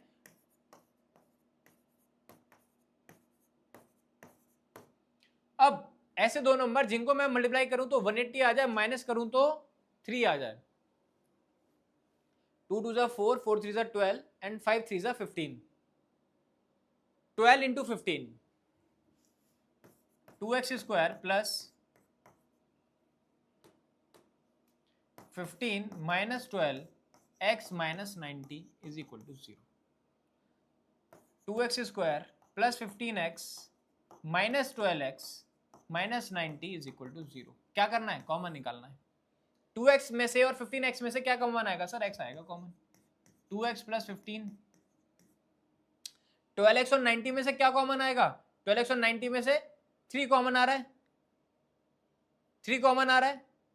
नहीं, 6 कॉमन आ रहा है। बाहर माइनस का साइन रहेगा, माइनस का 6 कॉमन लिया, अंदर बचा 2x plus 15 is equal to 0। तो 2x प्लस 15 और x minus 6 is equal to 0। तो यहां से आ जाएगा x is equal to minus 15/2 और यहां से x आ जाएगा 6। क्या मेरे नंबर ऑफ आर्टिकल्स नेगेटिव हो सकते हैं? नहीं हो सकते। तो नंबर ऑफ आर्टिकल्स कितने हैं? 6 नंबर ऑफ आर्टिकल्स हैं। नंबर ऑफ आर्टिकल्स कितने हैं? ये है 6। तो कॉस्ट कितनी आ जाएगी? 3 प्लस 2 इंटू 6, 3 प्लस 12, यानी कि 15 रुपए का एक आर्टिकल है। एक आर्टिकल जो उन्होंने बनाया वो 15 रुपए का है, और एक दिन में कितने आर्टिकल बनाए? 6 आर्टिकल बनाए। टोटल कितने हो गए? 90 रुपए हो गए। ये तो फैक्ट्री बंद हो जाएगी। चलो आगे चलते हैं। अब यहां पे हमारा एक और टॉपिक ऐड होता है। अब यहां पे हमारा एक और टॉपिक ऐड हो रहा है, जहां पे हम लोग देखेंगे nature of roots. Nature of roots, ठीक है। सबसे पहले समझते हैं ये रूट क्या है। ये रूट क्या है? ये वही है जो इंग्लैंड में इतने रन मार रहा है? नहीं नहीं नहीं। जो सचिन के रिकॉर्ड के पीछे पड़ गया है? नहीं नहीं नहीं। ये रूट वो नहीं है, ये मैथ्स वाला रूट है। ये आपकी जिंदगी खराब करेगा। देखते हैं जरा। अभी तक मैंने इतनी सारी क्वाड्रेटिक इक्वेशन को सॉल्व किया, और वहां पे x की वैल्यू कभी 6 आ रही है, कभी -14 आ रही है, या कुछ भी आ रही है। ये जो x की वैल्यू आ रही है, इन सबको रूट बोलते हैं। इन सबको क्या बोलते हैं? रूट बोलते हैं। इन सबको हम क्या बोलते हैं? रूट बोलते हैं। या तो इनको सोल्यूशन ऑफ द इक्वेशन बोलते हैं, या तो रूट बोलते हैं, या तो फैक्टर बोलते हैं। ये सारी चीजें इन्हीं के ही नाम है। ये एक ही नाम के इतने सारे लोग हैं, है ना। ये कुछ भी हो सकता है, 6 7 8 9 10 11, कोई भी नंबर हो सकता है। उन सबको आप रूट बोलते हो, सोल्यूशन बोलते हो, या फैक्टर बोलते हो, ठीक है। तो रूट क्या होता है? जो भी इक्वेशन आपने सॉल्व करी है, वहां से आपका एक्स का जो भी आंसर आ गया, जो भी आपका एक्स का आंसर आ गया, वही हमारा रूट होता है। उसी को हम लोग रूट बोलते हैं, ठीक है। अब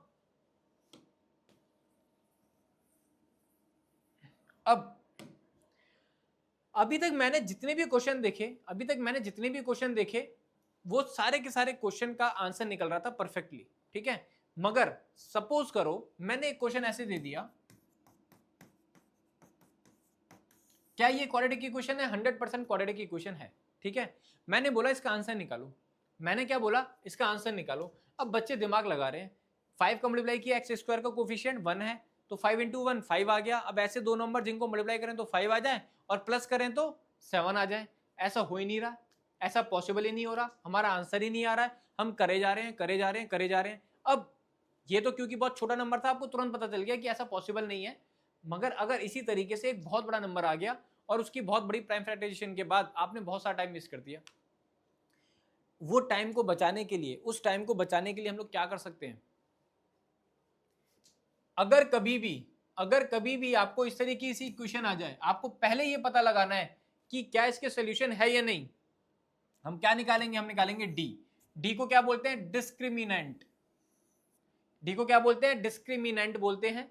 और इसका फॉर्मूला क्या होता है? D is equal to B square minus 4ac। General form क्या होती है? A X square plus B X plus C is equal to 0, यही तो होती है। अब मैं पहले डी निकालूंगा, और डी निकालने के बाद मैं आपको बताऊंगा कि कब हमारी इक्वेशन सॉल्व हो पाएगी, कब नहीं हो पाएगी। देखते हैं जरा। डी, यहां पे बी कितना है हमारा? 7 का स्क्वायर, माइनस ए कितना है? 1, और मेरा सी कितना है?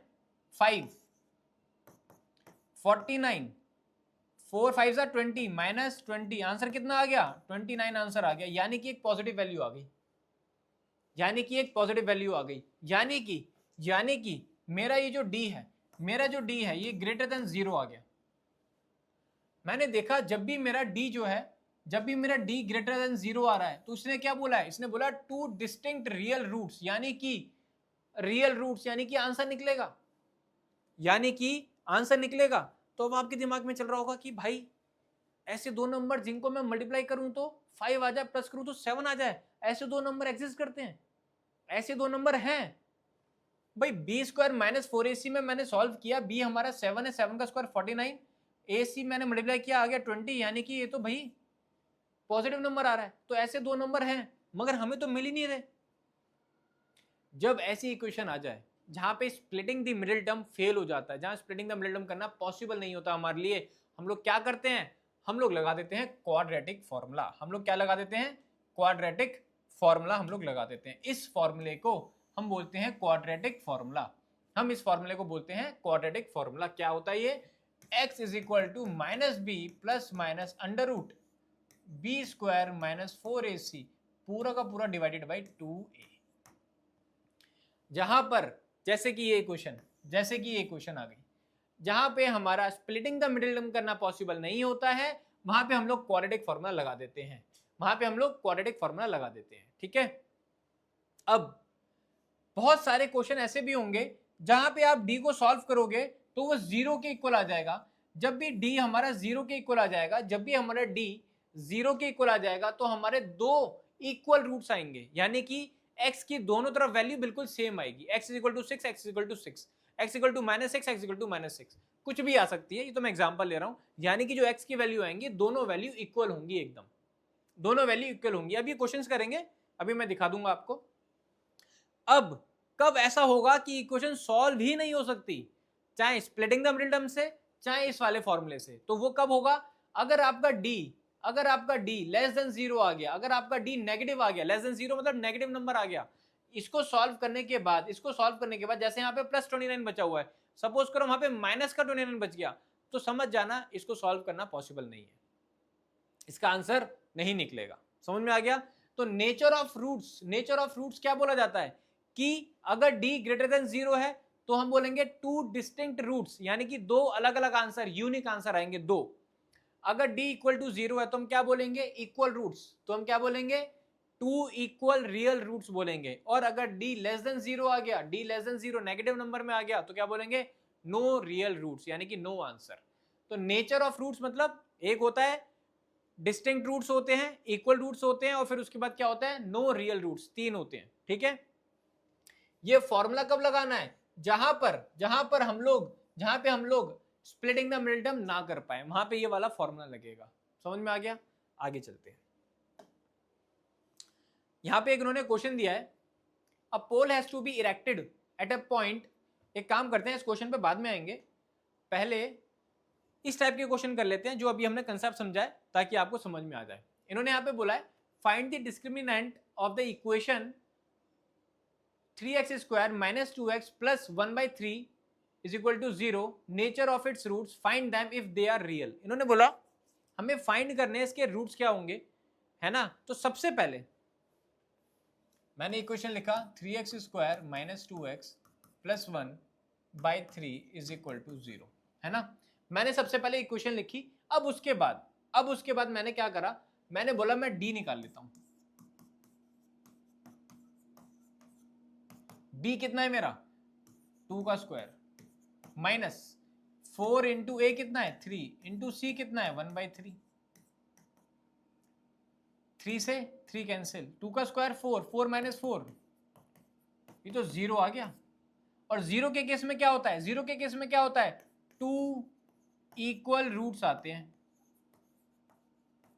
यानी कि x की वैल्यू बिल्कुल सेम आएगी। तो इन्होंने बोला find them if they are real, अगर रियल है, 2 इक्वल रूट्स रियल रूट्स हैं, फाइंड करते हैं इनको। 3x square minus 2x plus 1/3 is equal to 0। ठीक है, अब मैंने 3 एलसीएम ले लिया, फ्रैक्शन फॉर्म में दिया हुआ है, आ जाएगा 9x square minus 6x plus 1 is equal to 0, ये इसके पास चला जाएगा 9x square minus 6x plus 1 is equal to 0। ऐसे दो नंबर जिनको मल्टीप्लाई करूं तो 9 आ जाए, 1 को 9 से मल्टीप्लाई करूंगा तो आ जाएगा 9, और क्योंकि यहाँ पे प्लस का साइन दिया हुआ है, यहाँ पे प्लस का साइन दिया हुआ है, तो प्लस करेंगे तो क्या आ जाए, 6 आ जाए। बहुत आसान है, 3 3 9, 3 + 3 6, 3 + 3 x + 1 is equal to 0। 9x² - 3x - 3x + 1 is equal to 0। यहाँ से दिखाई दे रहा है 3x कॉमन आ गया, अंदर बचेगा हमारा 3x माइनस 3x पूरा बाहर चला गया, बचेगा 1, -1 कॉमन आ रहा है, 3x - 1 is equal to 0। 3x - 1 और यहाँ से भी आ जाएगा 3x - 1, यहाँ से आएगी x की वैल्यू 1/3 और यहाँ से भी x की वैल्यू आएगी 1/3। देखो सेम आ गया। d निकालने का फायदा क्या हुआ, आपको ये पता लग गया कि x की दोनों वैल्यू सेम आने वाली, यहाँ पे भी 1/3, यहाँ पे भी 1/3। यहाँ पे मैंने क्या बोला था, 2 इक्वल रूट्स आएंगे। कैसे पता लगा था, d निकाला था, और d निकालने के बाद कैसे पता लगा था, 0 के इक्वल आ गया था, तो मुझे पता लग गया कि रियल रूट्स आएंगे। ठीक है, आगे चलते हैं। देखो find the value of k, इन्होंने बोला find the value of k for which each of the following quadratic equation so that they have 2 equal roots. यहां पे पहले ही दे दिया कि मुझे पहले इक्वेशन क्या दी हुई है, 2x² + kx + 3 is equal to 0। मुझे k की वैल्यू निकालनी है। क्वेश्चन में पहले ही दे दिया कि क्या रूट्स हैं, इक्वल रूट्स हैं। इक्वल रूट्स के लिए क्या होता है भाई, इक्वल रूट्स के लिए d इक्वल टू 0 होता है, यानी कि b² - 4ac is equal to 0 होगा। b कितना है मेरा, k का स्क्वायर, 4 × a कितना है, 2 है, c कितना है, 3 इज इक्वल टू 0 होगा। तो k का square minus 4 2 8, 8 3 4 2 8, 8 3 24 is equal to 0। तो k² इज इक्वल टू 24, तो k is equal to root में 24, 24 में 24 रूट के अंदर आ गया। मैं इसका प्राइम फैक्टराइजेशन कर देता हूं, तो क्या आ जाएगा, k इज इक्वल टू 24 2 12 2 6 2 3 3 1, 2 का पेयर बन गया, 6 अंदर आ गया, 2√6। That is your answer. k की वैल्यू हमारी ये आ गई। कैसे आई k की वैल्यू, भाई इक्वल रूट्स दिए हुए हैं, यानी कि d should be equal to 0 होना चाहिए। d को 0 के इक्वल डाला, k की वैल्यू निकल गई। अगला क्वेश्चन पे आ जाते हैं। यहाँ पे ये एक और दिया हुआ है, kx ब्रैकेट में x - 2 + 6 इज इक्वल टू 0। सबसे पहले सॉल्व करना पड़ेगा, अंदर मल्टीप्लाई किया, kx² - 2 kx + 6 is equal to 0। सीधा आ जाते हैं, d हमारा 0 के इक्वल होना चाहिए, यानी कि b² - 4ac should be equal to 0। b की जगह पे क्या दिया हुआ है, 2k का स्क्वायर - 4 × k × c हमारा 6 दिया हुआ है इज इक्वल टू 0। 2k का स्क्वायर यानी कि 4k² - 24k is equal to 0। 4k² is equal to 24k, 4k² is equal to 24k, 4 से कट गया, 4 6 k² is equal to 6k, यानी कि अगर मैं बात करूं तो k² is equal to 6k में एक k से ये वाला k कटेगा, तो k is equal to 6। I hope समझ में आ रहा है, आई होप आपको समझ में आ रहा है। ठीक है, हमारी k की वैल्यू हमारे सामने आ गई। Find the value of k, 2 question दिए हुए थे, दोनों क्वेश्चन हो गए। इक्वल रूट्स दिए हुए हैं, इसलिए मैं d is equal to 0, d is equal to 0 लगाता गया और आगे सॉल्व करता गया। आगे चलते हैं। Is it possible to design a rectangular mango groove whose length is twice its breadth and the area is 800 metre square? इन्होंने बोला क्या ये पॉसिबल है एक रेक्टेंगुलर मैंगो ग्रूव बनाना जिसकी लेंथ जो है वो उसकी ब्रेथ का 2 टाइम्स हो जाए और एरिया 800 मीटर स्क्वायर हो जाए? क्या ये पॉसिबल है? इफ सो, अगर पॉसिबल है, find its length and breadth. ठीक है, चेक कर लेते हैं। लेंथ जो है वो ब्रेथ का ट्वाइस, तो ब्रेथ अगर मेरी x है तो लेंथ कितनी हो जाएगी, 2x। तो एरिया क्या होता है, लेंथ इनटू ब्रेथ होता है, मगर एरिया कितना दिया हुआ है, 800 दिया हुआ है, तो लेंथ कितनी है, 2x इंटू x, यानी कि 2x², यानी कि 2x² हो गया। अब यहां पे दिया हुआ है 800, मैंने इसे डिवाइड किया, कितना आ गया, 400 इज इक्वल टू x²। तो क्या ये पॉसिबल है, √400 इज इक्वल टू x। तो x की वैल्यू कितनी आ जाएगी, 20 is equal to x, plus minus 20 आएगा, हम 20 लेके चल रहे हैं क्योंकि लेंथ हमारी नेगेटिव नहीं हो सकती। अच्छा हाँ, एक और चीज, जैसे यहाँ पे क्वेश्चन हमने किया था के स्क्वायर इक्वल टू 24, तो के इक्वल टू रूट 24, तो यहाँ पे प्लस माइनस जरूर लगा देना, क्योंकि रूट के बाद प्लस माइनस में आता है, ये याद रखना। आगे चलते हैं। तो x की वैल्यू मेरी 20 आ गई, तो ब्रेथ कितनी हो जाएगी, ब्रेथ मेरी 20 हो जाएगी और लेंथ मेरी कितनी हो जाएगी, 40 हो जाएगी। तो क्या ये पॉसिबल है, बिल्कुल पॉसिबल है। हमने निकाल भी दिया कि अगर आपकी ब्रेथ 20 है, लेंथ 40 है, तो ऐसा मैंगो ग्रुप बनाना पॉसिबल है। ठीक है, बहुत बेसिक सा क्वेश्चन था, इजी सा क्वेश्चन था, एनसीईआरटी में दिया हुआ है, कर लिया हमने। इन्होंने फिर से बोला एक और क्वेश्चन इसी तरीके से, is the following situation possible, क्या ये भी सिचुएशन पॉसिबल है क्या। determine their, if so determine their present ages, the sum of the ages of two friend is 20 years। भाई अगर एक फ्रेंड x है तो दूसरा कितना हो जाएगा, 20 माइनस एक्स हो जाएगा। ठीक है, एक ये है, दूसरा ये हो गया। 4 years ago, 4 साल पहले, अकॉर्डिंग टू क्वेश्चन 4 साल पहले ऊपर वाला हो जाएगा x माइनस 4 और ये हो जाएगा 16 माइनस एक्स। भाई इसमें से 4 माइनस कर देंगे। The product of their edges in year was 48, यानी कि अगर मैं इन दोनों को x माइनस 4 को मैं मल्टीप्लाई करता हूं 16 माइनस एक्स से, तो 48 आ रहा है। इन्होंने बोला क्या ये पॉसिबल है, करके देख लेते हैं जरा, यानी कि क्वाड्रेटिक इक्वेशन बना के देख लेते हैं। क्वाड्रेटिक इक्वेशन बन रही है, सॉल्व हो रही है, तो पॉसिबल है, नहीं तो नहीं होगा। देख लेते हैं जरा। x का मल्टीप्लाई किया इधर तो आया 16x minus x square minus 16 4 जा 64 plus 4x is equal to 48। अब मैंने देखा मेरा जो एक्स स्क्वायर है वो नेगेटिव में बनना है, सबको उधर ले जाओ, तो 0 is equal to x square positive का हो गया है ना, 16x प्लस 4x 20x, ये वहां पे जाके नेगेटिव का हो जाएगा, ये पॉजिटिव का हो जाएगा, प्लस 48 प्लस 64, ये 48 मैंने ये लिखा है, एक्स स्क्वायर माइनस 20x, इन दोनों को प्लस करते हैं, 4 प्लस 8 12, 1 कैरी 7 प्लस 4 112। ऐसे दो नंबर जिनको मल्टीप्लाई करूं तो 112 आ जाए और प्लस करूं तो 20 आ जाए। 112 2 से किया, 2 से किया, फिर 2 से कर दिया। ऐसे दो नंबर जिनको मल्टीप्लाई करूं तो 112 और प्लस करें तो 20, क्या हो जाएगा, 7 2 जा 14, 2 2 जा 4 4 2 जा 8, 14 प्लस ये हो जाएगा 22।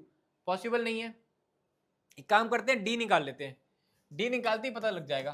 B square minus 4ac, B कितना है हमारा 20, 20 का स्क्वायर माइनस 4 इंटू ए कितना है हमारा 1, सी कितना है हमारा 112, 20 का स्क्वायर 400 माइनस 4 2 8 4 4। भाई ये तो नेगेटिव में आ गया, पॉसिबल ही नहीं है। डी नेगेटिव में आ गया, no real roots, answer possible नहीं है। डी निकालते ही पता चल गया। समझ में आया। फिर से एक और क्वेश्चन दे दिया, फिर से पूछ रहे हैं, is it possible to design a rectangular park of perimeter 80 metre. Perimeter दे दिया कि पेरीमीटर 80 मीटर होना चाहिए और एरिया 400 मीटर स्क्वायर होना चाहिए। Find its length and breadth, length और ब्रेथ निकालो। अगर पेरीमीटर मेरा 80 मीटर है और मेरा जो एरिया है वो 400 मीटर स्क्वायर है, तो लेंथ और ब्रेथ निकालने की कोशिश करो। करके देख लेते हैं। भाई मैंने बोला लेंथ मेरी x है, अगर मेरी लेंथ x हो गई तो y के लिए क्या, ब्रेथ के लिए क्या करूं, मुझे तो पता नहीं है, लेंथ और ब्रेथ में कोई रिलेशन नहीं है। मैंने बोला ब्रेथ मेरी y हो जाएगी, तो मेरा x इंटू वाई दिया हुआ है 400, यानी कि x जो दिया हुआ है वो 400 अपॉन y दिया हुआ है। ठीक है, अब आ जाते हैं पेरीमीटर पे। पेरीमीटर क्या होता है, 2 टाइम्स लेंथ प्लस ब्रेथ। कितना दिया हुआ है 80 is equal to 2 times length कितनी है x है, लेंथ हमारी x है, कितनी है 400 अपॉन y प्लस ब्रेथ कितनी है y 80। ये 80 को इससे डिवाइड किया, आ गया 40, 40 is equal to 400 plus y square upon y। ये y इधर चला जाएगा, ये हो जाएगा 40y is equal to 400 plus y square.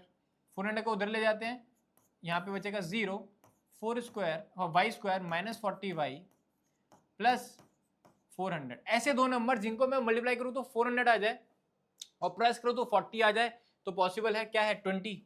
तो 0 is equal to Y square minus 20 plus 20 Y plus 400।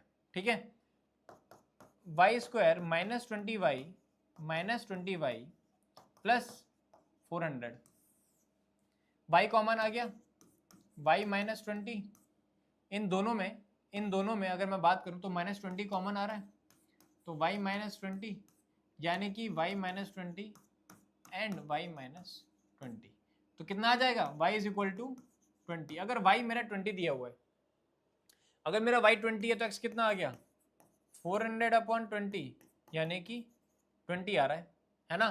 तो ऐसा पॉसिबल है कब, जब आपकी लेंथ भी 20 होगी और ब्रेथ भी 20 होगी। जब लेंथ एंड ब्रेथ दोनों 20 होंगी तब जाकर के आप ऐसा पार्क बना सकते हो। सर अगर लेंथ ब्रेथ दोनों सेम है तो रेक्टेंगुलर कैसा हुआ, वो तो रेक्टेंगुलर हुआ ही नहीं, वो तो स्क्वायर बन गया। कोई प्रॉब्लम नहीं है, ये जो रेक्टेंगल बन रहा है यहाँ पे, यानी कि ये 4 साइडेड फिगर जो बन रही है हमारी। देखो एक चीज याद रखना, मैं एक रेक्टेंगल को, ये जो सॉरी एक स्क्वायर को हम लोग रेक्टेंगल बोल सकते हैं, एक स्क्वायर को हम लोग रेक्टेंगल बोल सकते हैं, मगर एक रेक्टेंगल को मैं स्क्वायर नहीं बोल सकता। तो यहां पे स्क्वायर बन रहा है, मैं उसको रेक्टेंगल कह सकता हूं, मैं उसको बोल सकता हूं कि वो रेक्टेंगल है। मगर यहां पे रेक्टेंगल बन रहा होता और यहां पे स्क्वायर लिखा होता तो मैं बोलता पॉसिबल नहीं है। समझ में आ गया, बहुत बढ़िया। आगे चलते हैं, आगे दिया हुआ है कुछ भी नहीं, तो हम चलते हैं पीछे। हमारा एक क्वेश्चन रह गया था जो कि एक इंपॉर्टेंट क्वेश्चन है, ये एनसीईआरटी का एग्जाम्पल है और इसको हमें करना बहुत जरूरी है हमारे लिए, और उसको समझना भी बहुत जरूरी है। इन्होंने यहाँ पे बोला है A pole has to be erected at a point on the boundary. A pole, एक खंबा हमें गाड़ना है on the boundary of a circular park. एक चीज समझ में आ गई कि सर्कुलर पार्क बनना है। क्या समझ में आ गया कि सर्कुलर पार्क बनाना है मुझे। मैंने फटाफट से सर्कल लिया, मैंने यहां पे एक सर्कुलर पार्क बना दिया।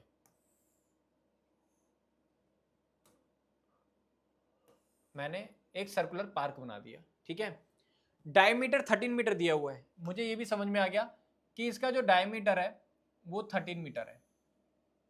मैंने बोला ये ए है, ये बी है, डायमीटर मेरे को दिया हुआ है 13 मीटर।